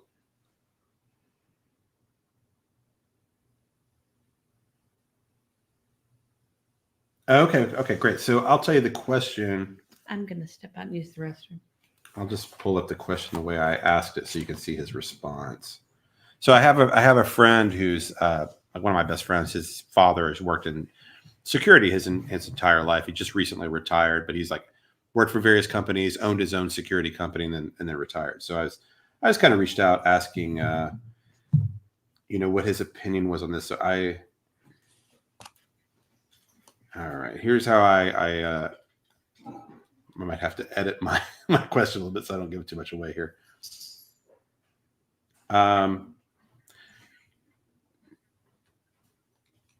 The mother was in the Navy as a communications officer and is currently a Brink security tech. There are reports from different neighbors that their security cameras were jammed, frozen dates, and missing hours when the child disappeared. There are various illegal Wi-Fi jammers. Would you mind to ask your dad if this is something a tech with her training would be capable of, and if this is equipment she would have had as part of her standard gear in her truck, or if she would have to purchase a jammer somewhere? Thanks. So anyway, that's the question I asked. So let me get his response here. So he responded about an hour ago. Using a jammer is simple and anyone can do it. Dad says it's not a standard issue item. One would need to see how she came up with it, tracing receipts, etc. So that's his response there. So that was part of my question. I was wondering, if Katie, as one of the possible suspects, if this is the kind of equipment she would just have in her truck. Because I was thinking, if you're setting up security for a place, they might actually have jammers, testing it to see if they're, almost proactively protecting against jammers or something. That might be something that they would have. But according to this person who has he's had to have worked in 30, 40 years in security like this, that's his answer. So for whatever that's worth. So I'll have to thank him for doing that for me. So that kind of clears that up, is because I was wondering if it was something that someone like with security background and that kind of work would just have in their truck. That doesn't appear to be the case. So if we are looking at someone in the house, or Katie, or anyone else, really, they would have had to have purchased or acquired one through other means. So my understanding is you can buy some of the stuff on like Amazon and things like that, but of course that would leave a trail. You would think. Sharice has a question and a super chat for $2. Thank you, Sharice. She said, if they tried first, how do they know it worked? That's a good question. That is a great question. Unless and I Am Two Bears said the same thing. She said, how would they verify any camera failures? Yeah, unless they tested it on their own, like when they drove through, or if they knew that those jammers, they knew the capabilities by testing it on their own or testing it somewhere else, and they knew what they needed to do to make it work. That would be the only. Yeah, it's an excellent question. And for me, if you are looking at this theory just as a whole, I think the weakest part is probably that drive through up to the top of Kellen and back. If there's a part that I would guess didn't happen that way, that would be the part, because I don't understand why you would go through the whole neighborhood to knock out everybody's Wi-Fi when you probably don't even need to, you're not, if you're pulling them from the house, you're not going past all those homes. Those cameras shouldn't even come into play. Mm-hmm. So I don't know. I don't know about that part of that person's interpretation of what happened. That would be I think the weakest area in the theory, because I don't understand why they would have gone all the way to the top of that, because it's a long road way uphill. Those houses up at the top of that street, they don't come into play. Those cameras aren't catching stuff all the way down near that common area. So that part of it, I'm not quite sure I understand. Maybe it did happen that way, but I think it's, if we find out later the truth, if there's a part that's shaky, that's probably the part, in my opinion. Gotcha. What do you think, Auntie? I'm kind of where you are on that, but I think the jammers is a stretch, and I'm like, do they really have the capabilities of planning it? I try to lean more toward the simple is best. However, we don't really know the background and the capabilities of the people that are taking him. So there might be more that they know how to do or can do or get knowledge of to make it a little more successful. So could jammers be a possibility? Sure. But I still kind of think it's one of those high tech things that I don't think they'd be thinking about. Yeah. I mean, but it makes sense. It makes sense. The theory makes sense. And with or without the jammers, actually, it almost doesn't matter. They're still going across that common area, over the ditch, through those two homes. So let's take the jammers out. Let's say they didn't use those at all, that they just kind of came up. Maybe they were just circling around to be pointed the right direction so that they could leave quickly if they needed to, or whatever. And not have to cross the street to enter the car. Maybe they were just circling. Maybe it didn't have anything to do with jamming at all. Maybe they were just going up a few houses, turning back, and then pointing the direction they wanted to be. It might have just been all about trying to stay out of the view of homes that they knew did or did not have cameras, or good cameras, or were pointed the right way. They may have just scouted out the blind spots.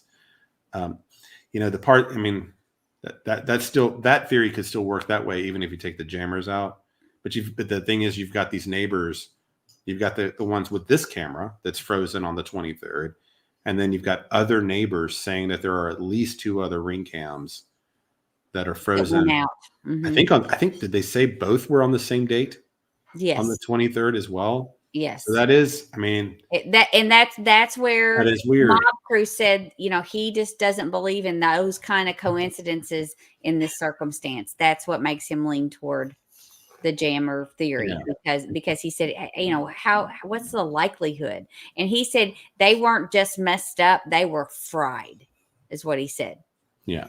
And so I don't know. This is a hard one, and I like the theory, but I still don't know. Mr. Fisher has a question. I think Misty, hang on just a second. She. There's been a ton of good questions. I'm I sorry we're missing know. so many of them. Misty Fisher says, Mr. and Mr. E and Auntie, why did Chris state that if they were well off, Sebastian would be back home already? Paraphrasing, that comment has always confused me.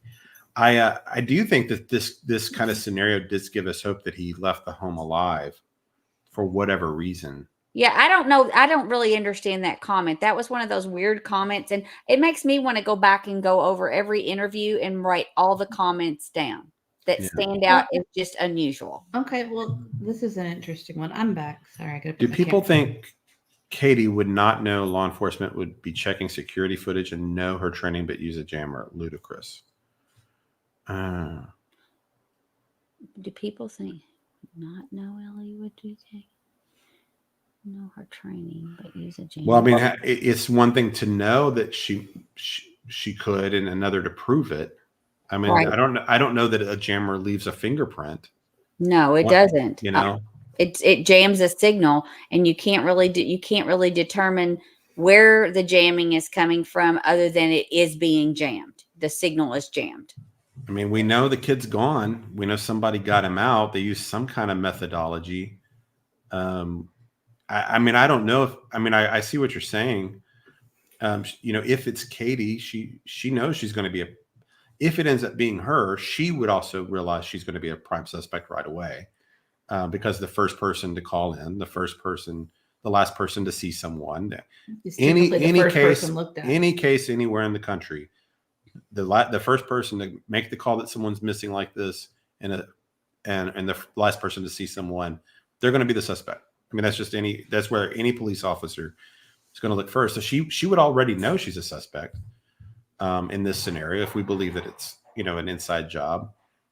Maybe she would have calculated that wiping out the video footage would have been worth the risk, because she would know she's already going to be in the sights of the authorities. Maybe, I don't know. I mean, you know, one thing about criminals, they make a lot of poor and dumb decisions. Mm-hmm.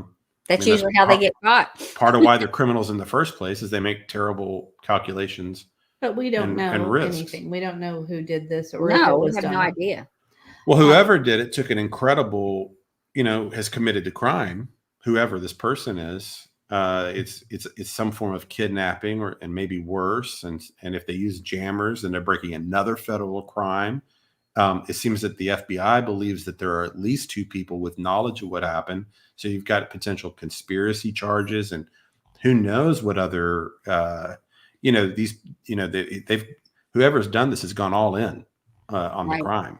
Well, and where Summer says jammers are used more than people even know. They are just now being talked about, but they've been being used for a long time. And I've seen movies years ago where they had jammers, and so you know they're out there, and the capabilities are out there. And like you said, you can go on Amazon to get signal jammers, and even though it's not supposed to be legal to have them or use them, people do it. And Princess, you do it. Okay. I can't see. Princess Jasmine's Pamela. Jasmina. Princess Jasmina's mommy, Pamela. They have been used for a long time, especially here in Texas, Dallas area, and Houston area. It's been on the news a lot here. Yeah, and I really hadn't noticed it, honestly. Well, like I said, in LA, it's a huge criminal racket there. And another great thing to mention. And what were they looking for at the dump site? Right. That's a great question. And that brings you back. And why did they only stay there one day? Yeah. What that's the puzzling part to me. Could you have made? How could you have really searched? What were they searching for? Because you can't search in a day in a dump. No. I mean, I'm not sure. There's a lot of interesting comments. Yeah, guys. there are. Yes, R. Taylor. I like what Garrett says. I'm not going to put it up, but I can't find R. it. Taylor says federal laws were broken. No matter what. Look for the big G. Okay, I'm looking. Sorry, I'm way behind. It's right after KMAC. I thought I blocked that word. No, not obviously not. But I like I like what he said. That's funny. Do you want to see it? Yeah, sure. I'm not going to put it up. Oh. True. Maybe. Oh, that's interesting. Cherise says, I think they found something. That's why they stopped looking.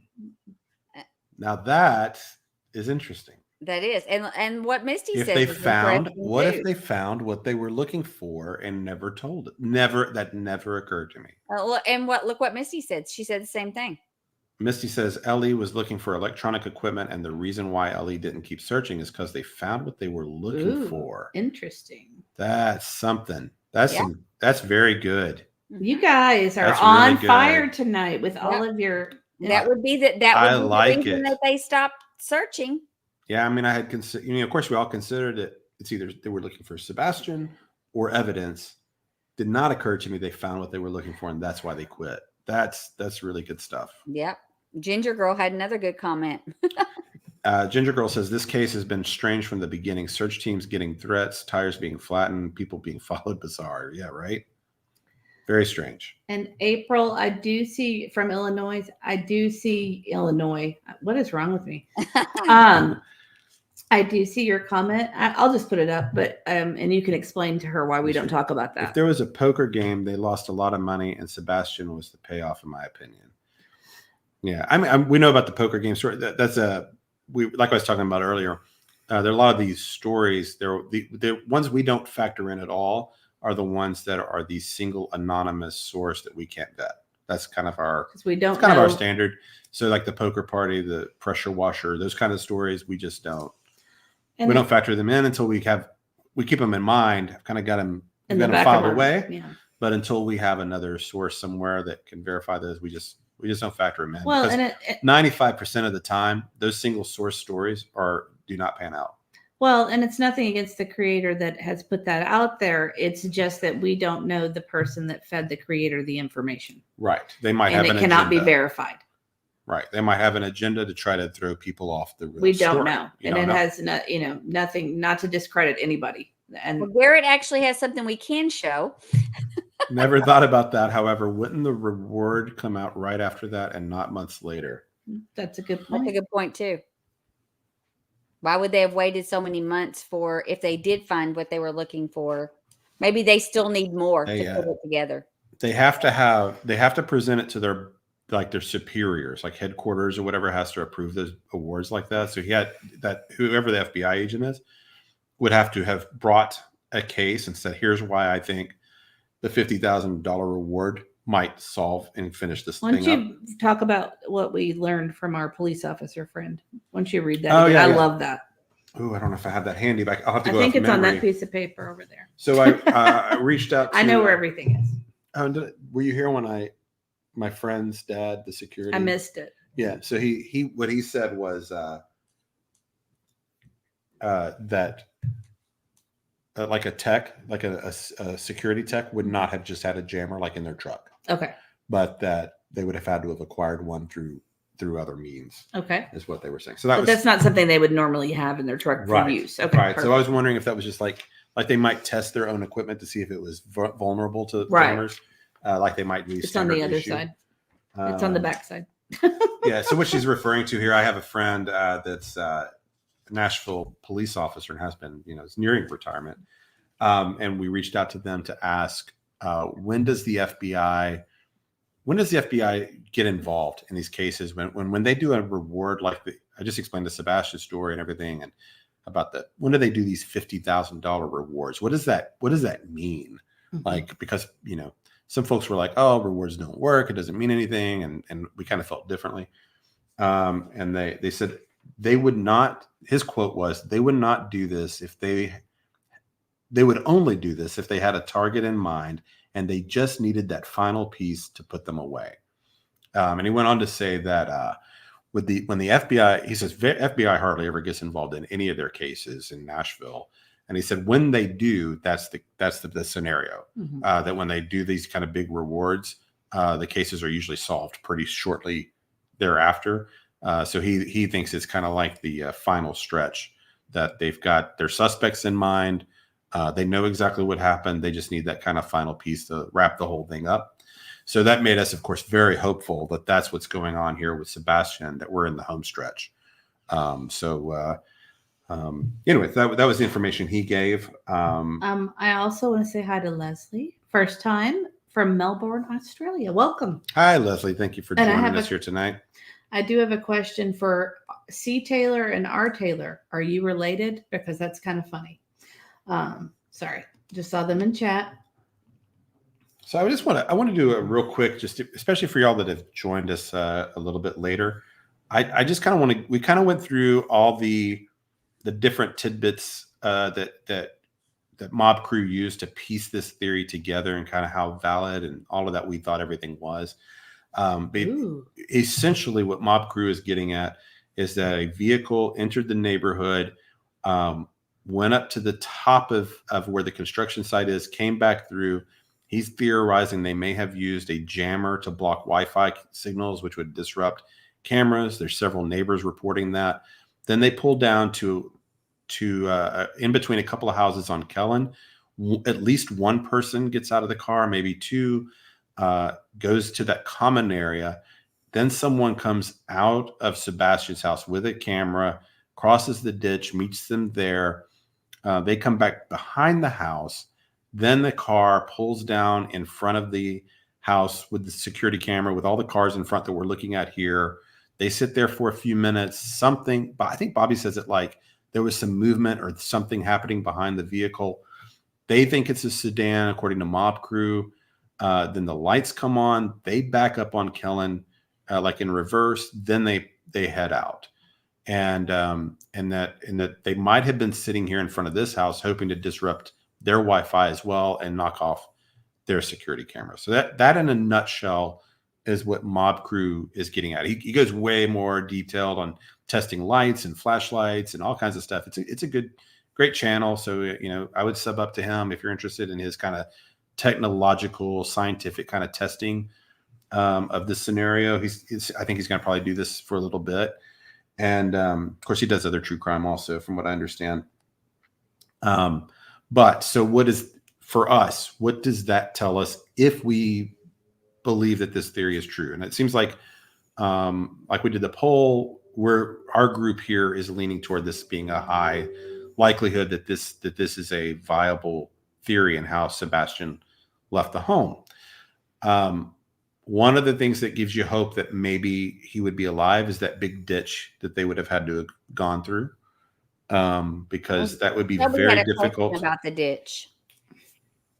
It's a pretty good sized ditch. Like you would, especially in the dark, imagining carrying someone over your shoulders or anything like that would be tough. And I know they've got the military training, but still.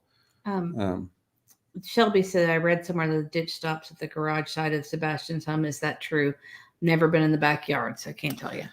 Yeah, I don't know. I don't know how we're going to find that out, because we can't just go traipsing through their backyard or anything like that. No. I didn't know if you could tell from the aerial footage from the drone video. It's hard because trees. The trees. Yeah. I mean, it looks like the trees are lavish. They're really kind of sparse back there. They're just big. They've just got a lot of green. But it's hard to tell for sure. But maybe, I mean, I haven't really looked at all of that drone footage. And yeah, another thing about that ditch area and all of that is, if you remember, there were lots of reports about them spending several days out there taking pictures of the yard. Of the backyard. Remember, they were out back there a lot taking pictures. And so what kind of tracks and footprints and things like that might be back there? That seems like that might be significant too. I thought this was nice. SS Butterfly Kisses. Mystery, I think what you said about the reward on your last live made so much sense to me. Well, thank you, Butterfly Kisses. I appreciate it. That was nice. Yeah, I was very excited about this reward. I think it's all a great sign. And Opinionated, looking up the signal blockers. That's funny. So these things are elite. I wonder how these things are being sold. They must have some other purpose other than just blocking people's Wi-Fi, because otherwise you would think these items would be banned for sale. Because they could disrupt, like Tennessee nurse was saying earlier, they can disrupt 911 calls and emergency situations. So I don't see what good these things could be doing. Also, I wanted to address Tam. Tam, you did not miss trivia. It is tomorrow night. So Yeah. we made some changes. Mr. E didn't feel well yesterday. We were planning on doing it yesterday, and he didn't feel well. So we postponed it, and we're going to do it tomorrow. I'm still not quite back. I just had one of those bad colds and was sneezing so much and stuff. I just didn't want to come in here and be sneezing at everybody all night. Rock and Rhonda says, from Mr. E's lips to God's ears. I hope so too. That's cute. If I have another bias, I am an optimist by nature, so I am always hopeful that these things are going to be solved. So that's Ooh. So that's certainly one of my biases I have to be aware of. Forever, Nikki's Mom 24. One of the cars doing the following of a YouTuber in the beginning seems to be a possibility for identification of the mystery car in video. In my opinion, arrests are coming soon. FBI does have all info. Yeah, I know what you're talking about. I saw that overlay done, and it's compelling. That overlay, it was pretty close. So I think it could be one of those smaller SUVs like that. But yeah, it's certainly possible. Yvonne had a question. I don't think that's what the lights were. The car was actually on the road. It wasn't shining into the ditch. Yeah, it absolutely was not either way. From the flashlight video. From Kellen or Stafford, it's not shining across where they're coming from. Oh, Hope Floats agrees with Aunt E. In my opinion, they had to wait for all digital receipts, and it took a while. Hopefully, could get into their cloud of security at PF. If you guys don't realize, Aunt E is really obsessed with the Murdoch case.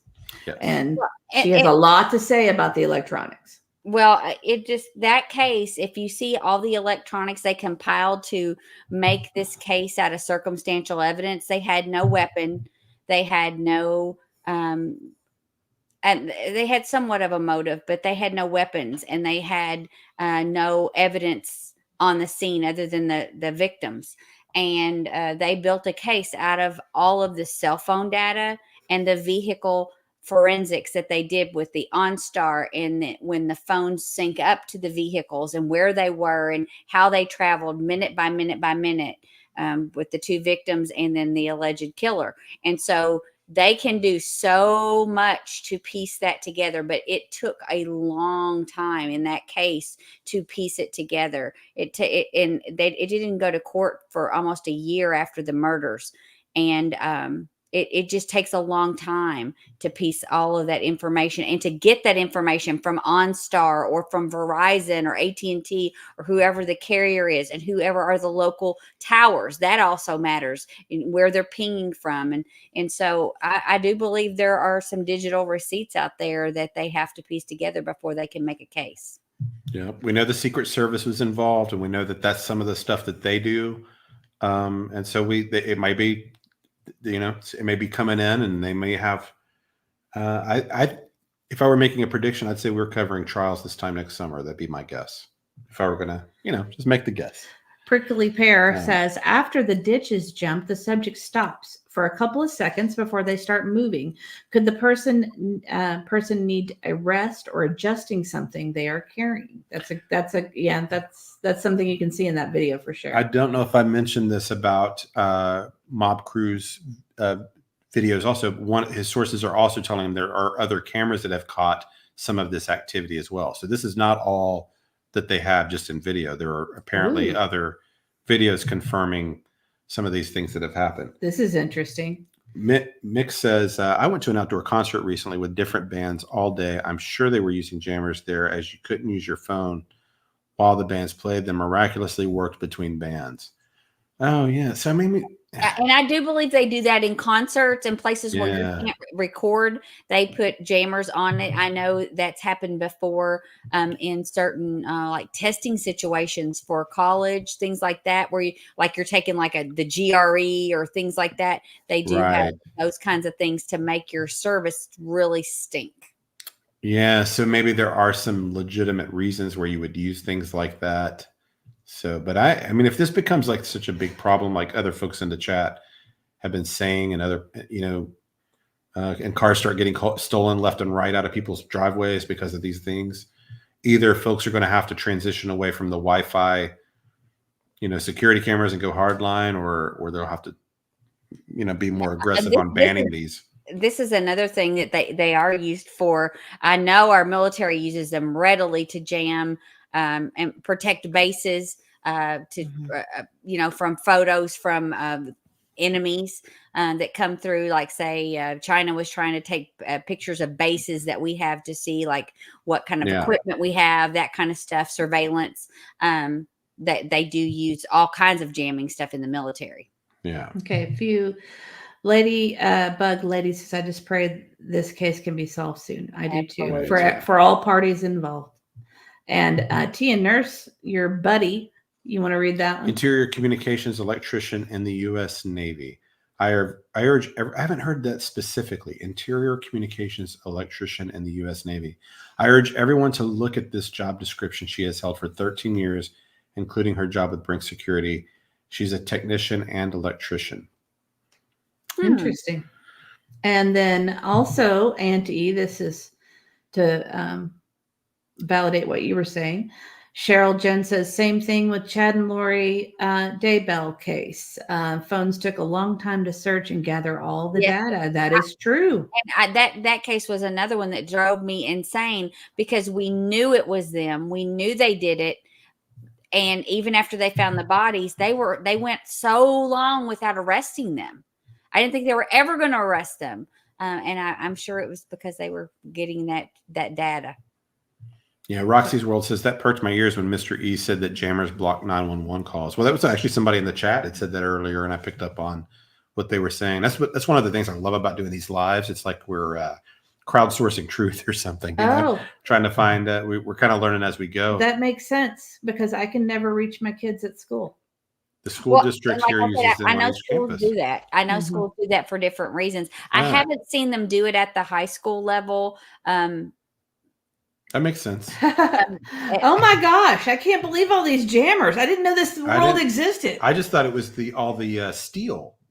I always thought it was like all the steel in the buildings that was blocking our signal. We never looked into it. Never thought about it. I didn't realize it was deliberate. Well, like at our home where we live, when we had our house built, because we live where it's warmer all the time. So we had a radiant barrier put in our roof. So our roof actually blocks signal. So we have to use our Wi-Fi for all of our calling. We have great Wi-Fi inside, but we can't use our phones. If we are off our Wi-Fi, we have no signal. So, there are certain structural things that can cause, like a radiant barrier that can cause you not to have signal. It's almost like your whole roof's a barrier. This is also, whoops, not that. It jumped. I hate when it does that. Ginger Girl says Google has sent us a notification to switch our security camera to hardwire. Wow. That is, I'm telling you guys. I mean, it's better than nothing if you've already got them, but if you can switch them out, looks like it might be. If you have the means, yeah. Just to change them because apparently these things are not going to be. Yeah, maybe I just had no idea until this case. Wait, what says? I think the courthouse has blockers. Two-way radios are crackling while in vehicles and transmitting is difficult. You guys are just blowing my mind with this stuff. So there's obviously a lot more than we know of. Yeah. Tennessee Nurse. Yes, they use them on ships in the U.S. Navy. The communications electricians do all of this. They even draw up blueprints. Mm-hmm. We actually know an admiral in the U.S. Navy, but we didn't want to bother him. Probably can't reach him anyway. He's actually out. Probably out. Yeah, he's out. My resource said that he had been out so long he was not sure what the titles, like what because the titles have changed so drastically from then to now. So I did get an answer back.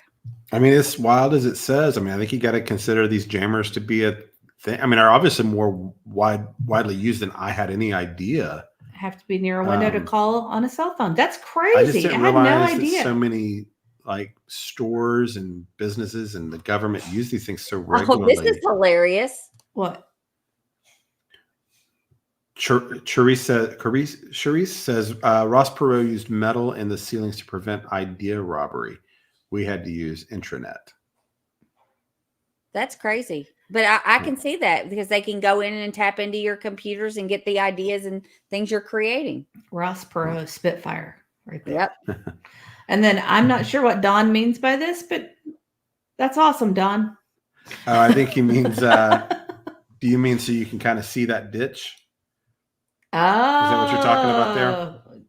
That'd and be see, great. See what I wonder.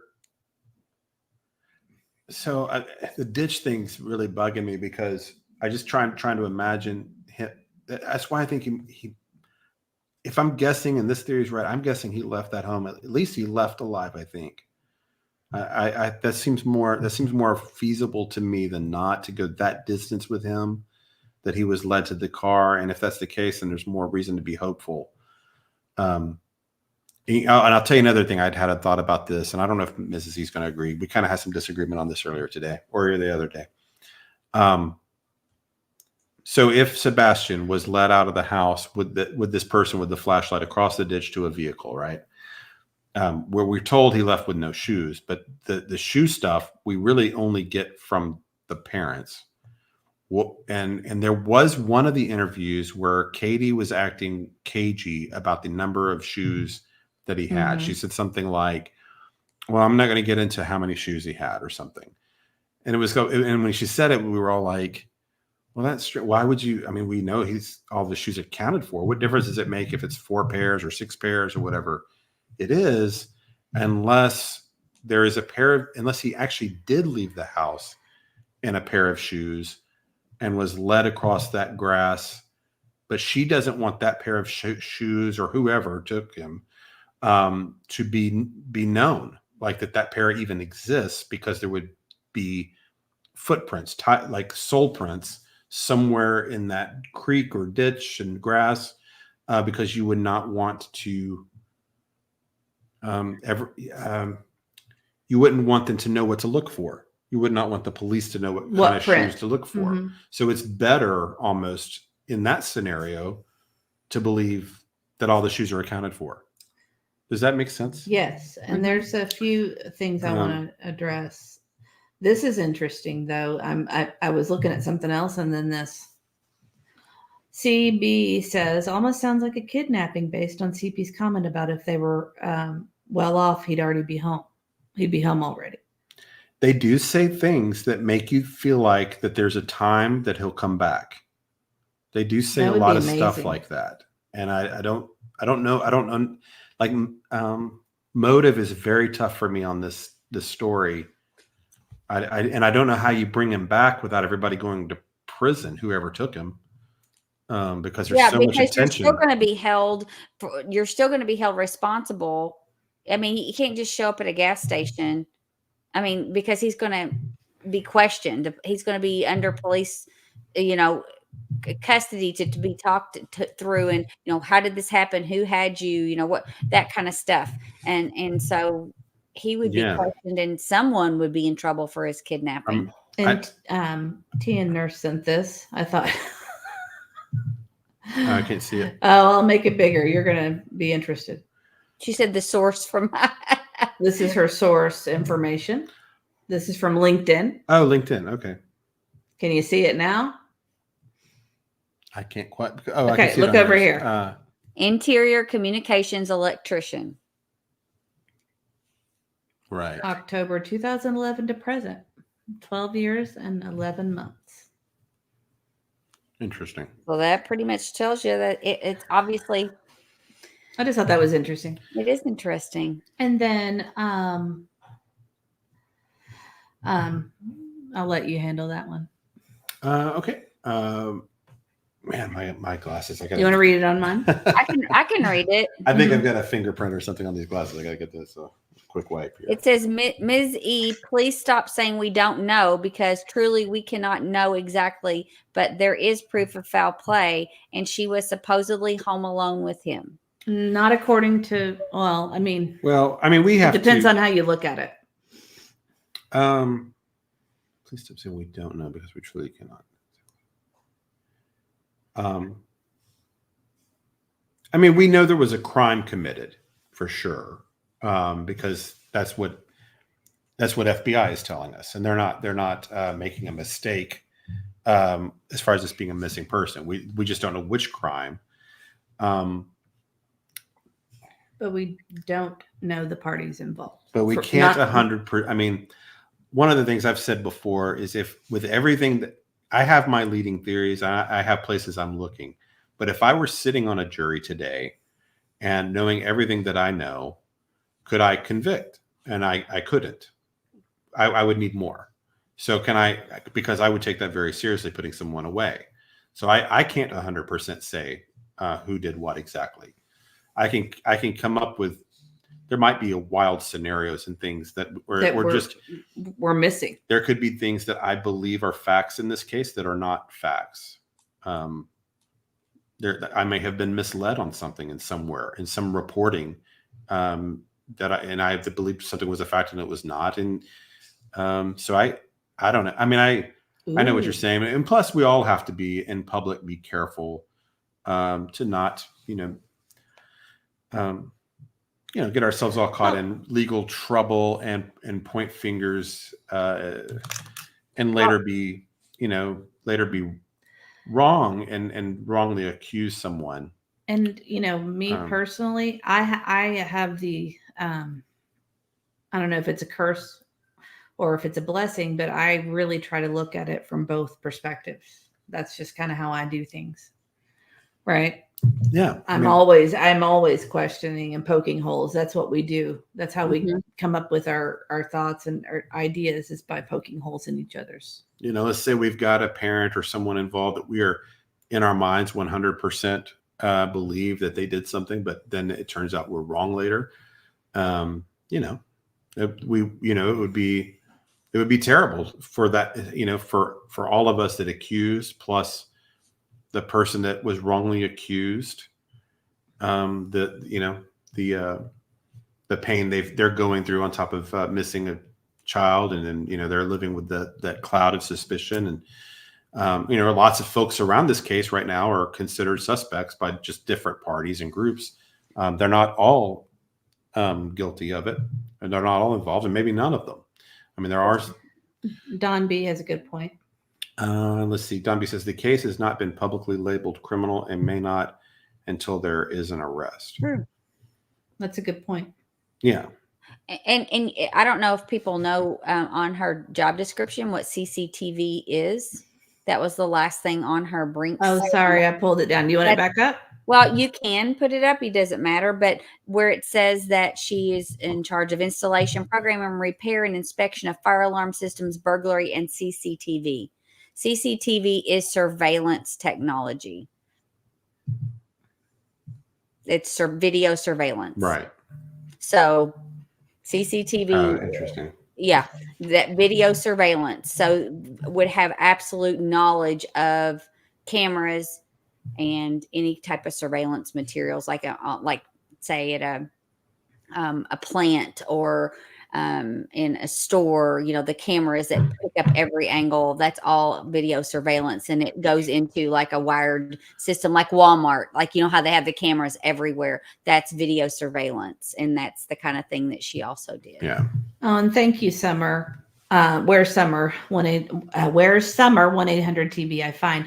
Criminal could mean many things. Nothing is written in stone.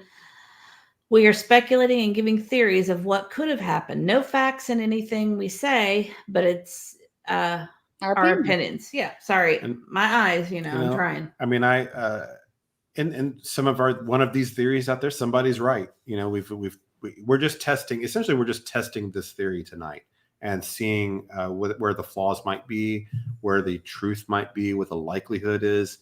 I think it's a pretty solid theory. I'm going to guess that if we ever find out the truth, it won't be 100% spot on, but I bet that there's a lot of truth to it. Tam says, I liked Mr. E's comment about if he were on the jury, could he put them away without more info? Made me stop and think. And maybe some people could. It's just one of those things where I would take that very seriously, because there are people that are sitting in prison that are innocent of the crime they've been convicted of. And there are people, of course, walking free that are guilty of crimes they've never been convicted of, So if I were going to put somebody away for life, I would need more than what I've seen. Yeah. And I know there is more, but I would have to see it. So I can't say 100% I know anything. especially since I don't know motive, because I don't understand the motive here. There's some ideas, but I don't quite get it with the timing. There's certain people kind of peripherally involved. Also, I don't know if they're involved or not. I don't know what their knowledge is. I want to acknowledge Tina. Believe it or not, this chat and Don B's chat have professionals in it that do this stuff for a living and get ignored. Well, okay. I did not see your comment, Tina. So if you would like to let us know your comment, it's it flies super by. busy, and it's hard to catch everybody. And I get to talking a lot of times for 5 or 10 minutes, and I'm trying to keep my stuff coherent. But I will keep an eye out for you, Tina, if you would like to say something. This is interesting too, and I agree with Amanda here. Mr. and Mrs. Z, have you got what the FBI put out about the reward? If you Yes. read it, I'm pretty sure they know more than one person is involved in this. Yeah, right, because they are essentially saying we want one of you to flip on the others. So yeah, the way it is written, it does imply that they believe that there's some form of conspiracy or group of people with knowledge of what's gone on, and that's my own personal opinion. For the last few months, I have believed that there are 3 to 5 people that know what's happened to Sebastian. So that lines up with just kind of where I've been going with this. I haven't believed this is like a one-person deal for a while. Most of you probably don't either, I would guess. Okay, so Tina, maybe this is... I don't think this has to do with Sebastian. But go ahead. Speaking of Summer Wells, when is anybody going to start talking about the person who is likely responsible who has never been interviewed? Tina, I don't know a lot about Summer Wells because we just got involved in doing the true crime when the stuff happened with Sebastian. Yeah. But Mr. E definitely wants me to start learning about it. We're going to be doing that in the future. Yeah, that's just not a case we know enough about for us to speak with any great knowledge on, actually, because I know of it. I know like the Chris McDonough interview, and just kind of what we've gathered here and there comparing. But I couldn't present that with any great deal of knowledge. I would guess that there are several people in the chat that would know way more about the Summer Wells case. Especially Don B. Yeah. Don would be the guy to go to if you want to know more about Summer Wells. I'm just not informed enough on it to speak on it. Sorry. One thing I wanted to talk about before we end up going tonight is kind of where we're going from here. And I was thinking, since we just hit this 6-month anniversary, we kind of had all been waiting for that in a way, because those markers. We had the vigil, they had the gathering of voices. And then we kind of got the great news about the reward and that the FBI has got an agent on this thing. So we kind of had some excitement around the case as far as having new hope that this thing was going to, is not a cold case, that it is moving forward. It answered a lot of questions for us, that this is a criminal matter. It is not a runaway situation, that he's either been abducted or he's no longer with us. Whatever the case is, the FBI is not involved with a $50,000 reward because they think he's, out there just, hitchhiking across the country. That's not their belief. But anyway, there was kind of a peak here, right? So we're at this new level. And so we've got new, it's just a different phase of this investigation and this story. And so I was just thinking, like, in terms of what do we want to watch going forward over the next few months. And you guys might have some ideas too. I just thought of 3. Dylan R. Taylor said we need to look at Dylan Red One. I have. There's a lot of interesting similarities with that. And then I also very similar case. Yeah. I wanted to address Shirley H. Mrs. E, with me having a 15-year-old, they are not going to leave their phones, coat, shoes, game system. And now the coat, maybe, because most teens wear hoodies now. So, especially in February. Right. Especially Even in though February. it was a little warm. It was unseasonably warm for a couple days there, I will say. And because that was actually one of those things where when we heard about it, I was like, thank goodness it's a little warm. And then it got really cold. So let's see. So I just wanted to mention the areas they kind of watch. I think one, of course, is just any movement from the FBI, any announcements, anything they're doing, anything that indicates that they might be. I'm sorry. I'm listening. No, I'm Oh, listening. anything that indicates that they might be involved. I'm going to guess that over the next few months, whatever the FBI is doing, we're probably not going to be able to see it. It's going to be fairly clandestine. If they're working with new informants and things like that, we're not going to likely know about it until trials happen. But who knows? We might notice something. There may be things out there that we pick up on if we're kind of keeping our eyes open. The other is the Cold Case Foundation. They had mentioned having interest in being involved in Sebastian's case now that the one with Dale Wagner, D. Wagner, has been solved. If you're not familiar, That's a fascinating case too. Yeah, they were instrumental in moving that case along and getting that trial going and finding her body and everything. So they're great, and Seth has been pushing to get them involved here. So that's something to watch now. That I don't know if this is a game changer for them as far as, because they've only got so many resources. But now that there's like the $50,000 reward, they know the FBI is involved. Maybe the Cold Case Foundation is more inclined to go, hey, you know what? Let's take on the Sebastian case, because there's several they could pick, of course. But I think they could be. There's something to watch. Let's see if they get involved here. And then the other, I think, to watch are just the various lawsuits that might come about. Of course, we know about the protective orders and all of that's going on with Bullhorn Betty. If you've kind of been paying attention to how that's played out at all, Chris got a continuance. No, Betty. I think Betty got the continuance. Oh, right. Chris is filing whatever. Betty got a continuance. So that's probably all of that's probably going to play out over months, I bet. It looks like they're if I had to guess, I would say we're going to have various lawsuits and filings with both parties for a while. And I think that's all very interesting, because if you have these people in court making statements under oath, that's going to be interesting to all law enforcement going forward.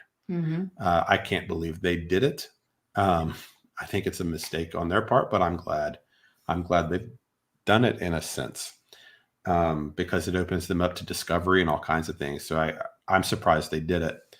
Real quick, read Don B's comment. It's a good comment. Don says, pray for law enforcement. Can you imagine knowing what they know and having to wait for a prosecutor to give the word? Investigators have a lot of patience. No kidding. Mm-hmm. Wheels of justice are slow. We all don't like it. None of us like it.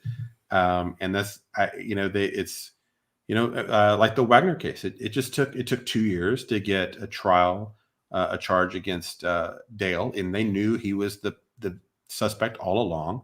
And then it took them 3 years to find the body. And sometimes these things it can take some time, but whenever we find out what happened to him, of course, we're all hoping he's just being held somewhere for some purpose, and is still with us. And if not, we hope the people are brought to justice for sure. R. Taylor says, as locals, how do you feel about large amount of children are going missing and never found? It is disturbing. Until this, you hear about, you see flyers here and there, but of course, now that this is all more on our radar and these missing kids, it all pops up on like my Facebook feed. So I see all these local kids that are going missing all the time. I had no idea that it was to the extent that it is. There's several that Mrs. E and I are kind of following behind the scenes, and their developments of these different children that have gone missing, that are, some, various situations, stories that we're kind of interested in talking about. There's so many. I don't know if it's a Tennessee problem or a nationwide problem. World problem, yeah. But it's a lot. But it's a frightening amount. But in our specific area, in Sumner County, it's not a common occurrence. No, not our specific county, but certainly around Tennessee. Davidson County for sure. So many of the ones we start following within days are found, which is the great thing. Very few. That's the outcome you want. Yes, very few are like Sebastian that goes on and on without a trace, like Summer Wells. And I wanted to Mitch was what was really cold for Tennessee. When it got really cold, it got single digits. That's really cold for Tennessee. But usually we'll have We'll have a few days in the winter that are a little bit warmer, but Wasn't it like 54 or something? it about was that? it was unseasonably warm but for a couple unseasonable- days. Yeah, it I was looked like at it today, and the low that night was 36 degrees, and the high was like 57. Which I is thought it was- abnormal for February. Yes, it And is. like, yeah, And then Terry DeVoe wants to know, how close did Seth and the Wells live? Within a few miles. No. The Wells live in Kingsport, which is probably like 3.5, 4 hours from here. yeah, like East Tennessee. And Seth lives in Clarksville. It's a more mountainous region than the area of Clarksville. And Kind of. and Yeah, Sebastian so lived several in hours Hendersonville. away from each other So for Seth. And then, Seth lives about an hour away from where Sebastian's house is. mhm. Or a little. Mama Dukes New York said she lives in New York and she didn't hear about this case until this week on YouTube. And she said she's a news nerd. So, it is getting out further. I think Oh, the really? Bullhorn Betty case, though, I think brought out a national perspective on the case and more people started covering it. Yeah, I mean, the only really big outlet that covered it so far is Nancy Grace did a couple on it, and then the Daily Mail did a story on it, and that's about it as far as the big national stuff. It's amazing to me because this mystery is unbelievable to me, and all and the characters and the people involved and the twists and just all of this with the flashlight videos and the. That it's really been it's an incredible story, and it's very hard. I mean, look how much time we've all spent on this, and we can't figure it out. We've been talking about this for months, and this is really the first time we've put any serious talk into the jammers. I'm sorry, CB. I actually just wrote this down. At Mystery, will you cover the Quentin Simon trial on October 9th? He's a toddler allegedly killed by his mom and found in a landfill. Yes. Found him in a suitcase.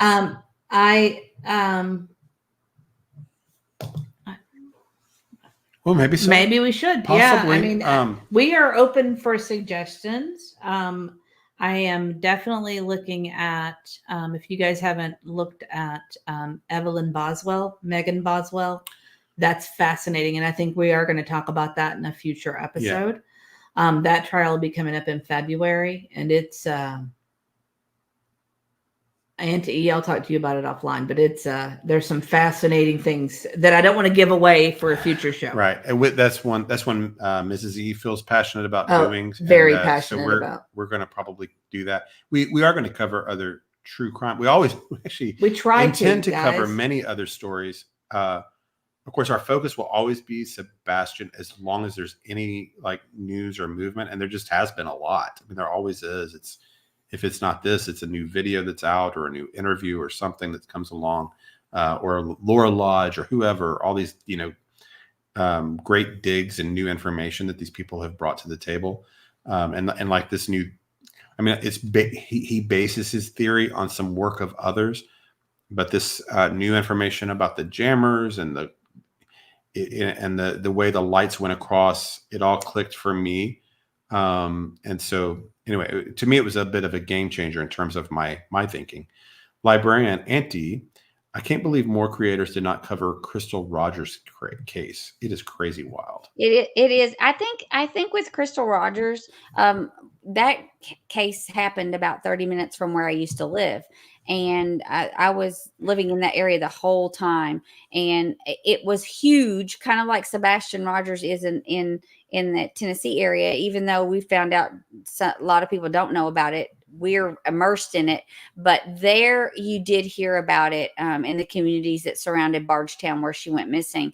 But I think the YouTube presence for the true crime, either I wasn't into it that much, but that was several years ago. So I think that there's a lot more YouTubers out there now, and there just may not have been many in that region to start covering the case that knew firsthand what was going on. But it's a fascinating case, and still being there are people in jail for that crime, but I think that there's still some court cases to be had over what happened there.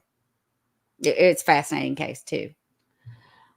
Real quick, Philip Pruitt says, "Is it possible that Summers' case and the Boswell case could be linked?" I don't think so. Just based on the circumstances of what I've already seen. Like I said, I don't know a lot about the Summer Wells case. I'm aware of it. I have hesitated because there's a few things, there's a few reasons I've hesitated on it. The only reason I know about the Evelyn Boswell is because one of our moderators is very passionate about it, and so I started looking into it. Yeah, there's some, but I don't think they're linked. I think it's a completely different scenario. I would guess not.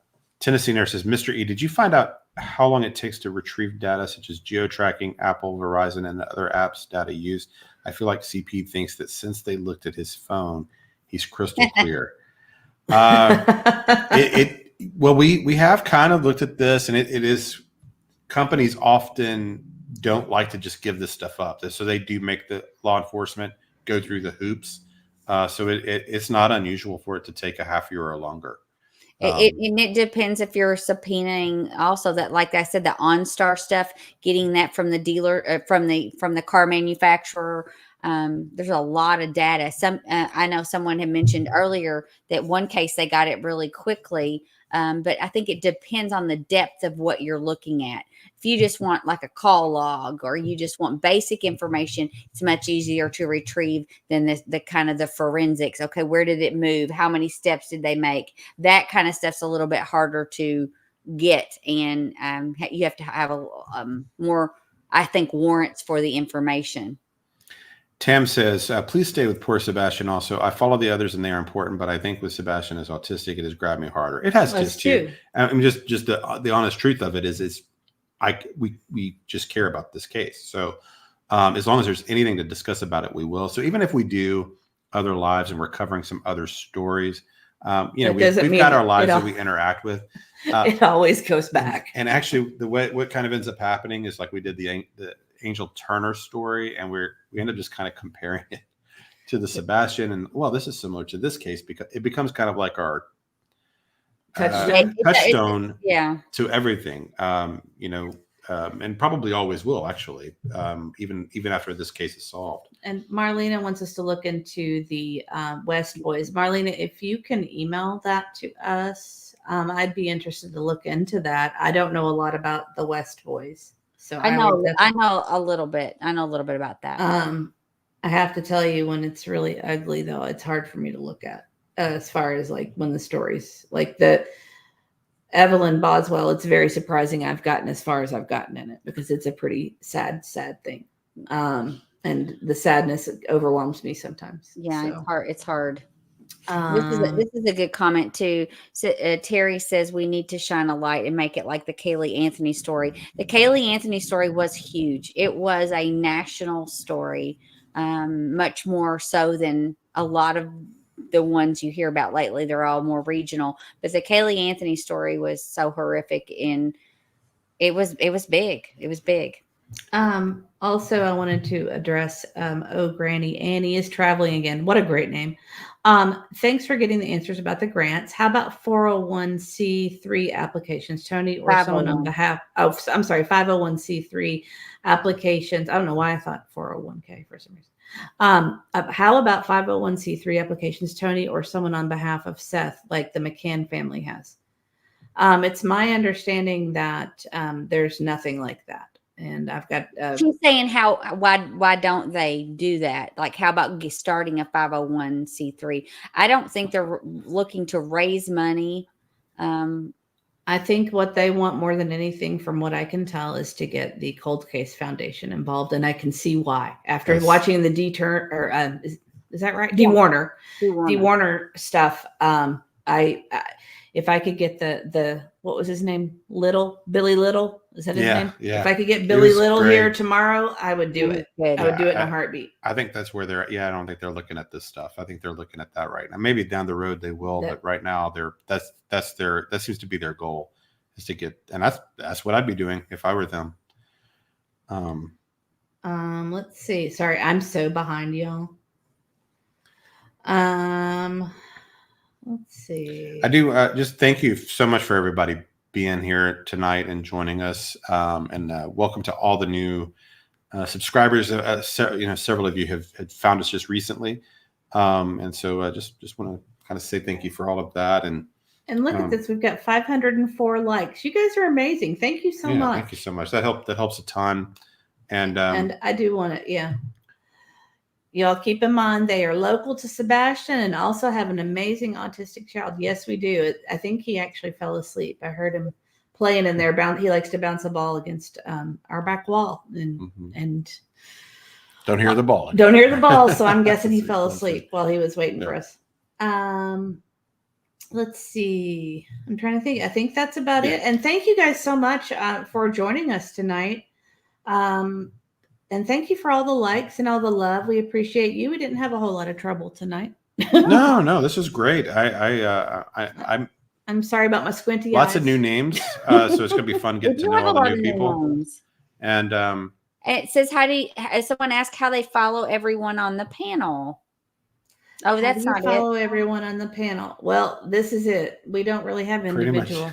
Yeah, we are pretty collectively Mr. E's Crimecast. Yeah, we just kind of started doing this, the three of us together. So we don't really go anywhere else. It's because we would just do this on the phone, but now we've decided to add video. Yeah, basically we started this because Mrs. E and I were having these conversations, and we're heavily invested in this case and had our own theories. And being local, we would often hear things we knew weren't true. Like, well, one of the things that's been bugging me lately is how the implication that their neighborhood is very grand. It's a nice neighborhood, but it is very average. The mean, like the median for that, yes. For this area, the median home price is about $580-ish. Right. And their home is valued around $600. So it's but that was one of the things we kept hearing. We kept hearing that, like, how amazing, that was, or made it sound like that they were uber wealthy and all this stuff. But that's actually just kind of the average. Like they were the top dog in the county. Running the county was kind of like an impression that would give. But it's like there's corporate execs and millionaires all over the county. Country music singers. I was gonna say country music writers, football players, vice presidents. I can drive within 5 minutes to a couple of Titans players' houses. So so it's it's just that was one of those impressions that we would hear, like, oh, they run that town. They don't have the money to run. Yeah. Sorry, I didn't mean to interrupt, but what you were saying is we kept hearing these things that were incorrect.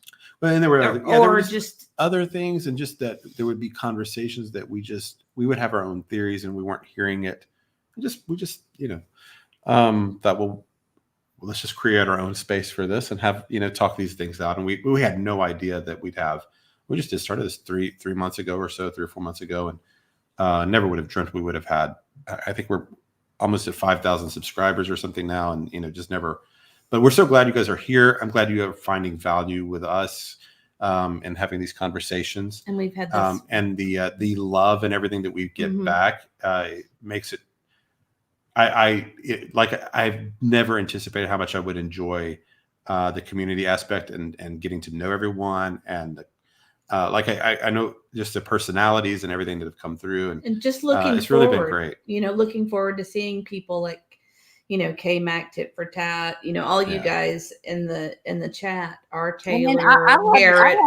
I love seeing all the new people too, like from other places. I do too. And that's exciting too. So it's great seeing back the familiar names and but also all the new people. We love to have new people because new people brings new ideas. Yes. So, and there were a lot of good ideas.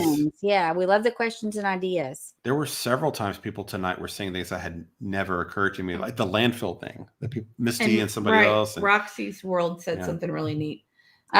This is a safe place, LOL. It is because I mean we won't. I got a little feisty earlier, but we won't get. Well, I know you all think I'm being silly. I felt bad. I know you did.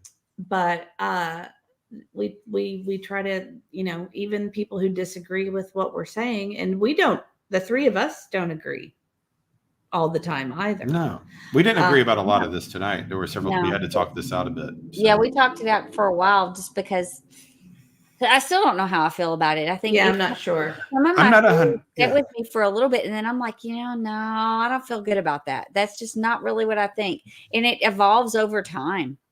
Yeah, I'm not 100% on the theory. I think there's a lot of merit to it, but I can't go all in on it quite yet.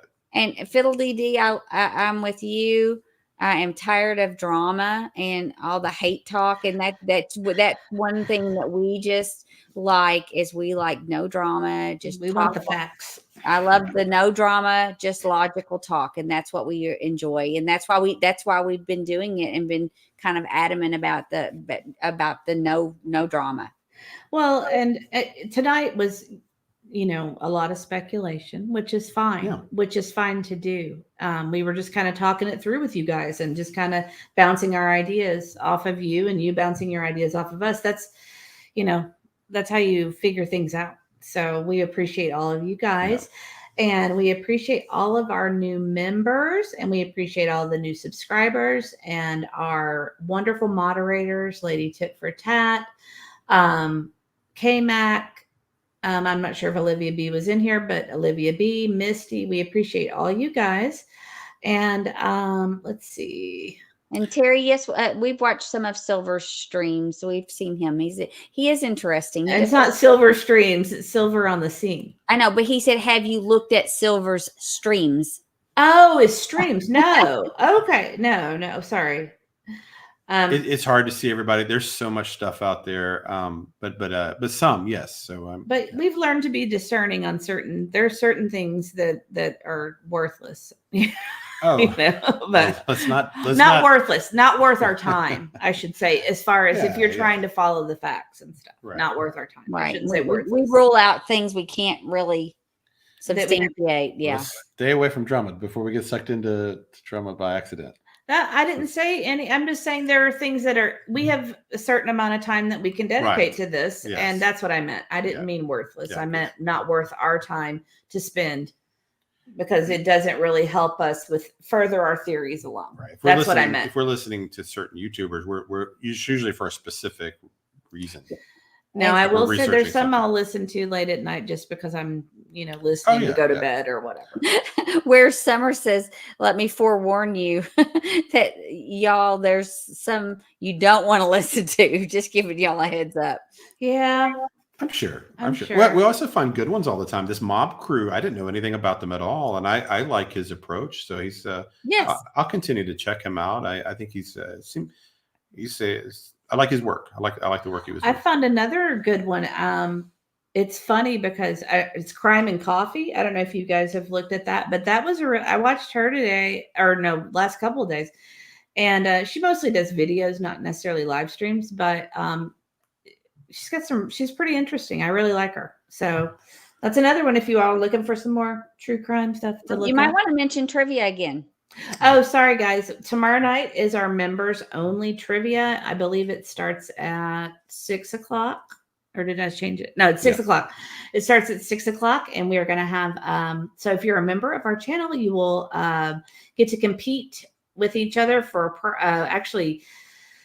Breezy is Crushing on the Sandman donated a $25 Walmart gift card, and the lucky winner will get that. And you never know, we may have some other things to give away by then. Well, I think we're ready to wrap it up. Thank you, everybody. We'll probably do another live sometime this week, I suspect. Thank you, Sharon. Thank you very much, and welcome to all the new people. Thank you to all the members, all the super chats. You guys were awesome tonight. So it was a good night. Very, very great chat. It'll be worth going back to read later.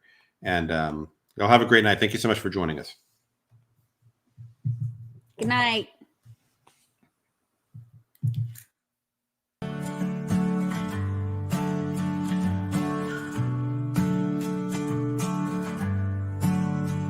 We remember you. We remember you. Ooh. We're still here for you. We'll shine a light for you.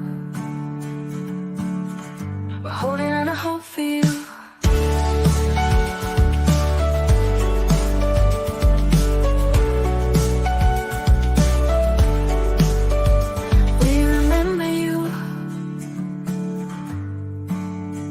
We remember you.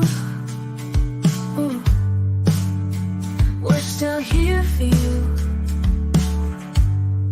shine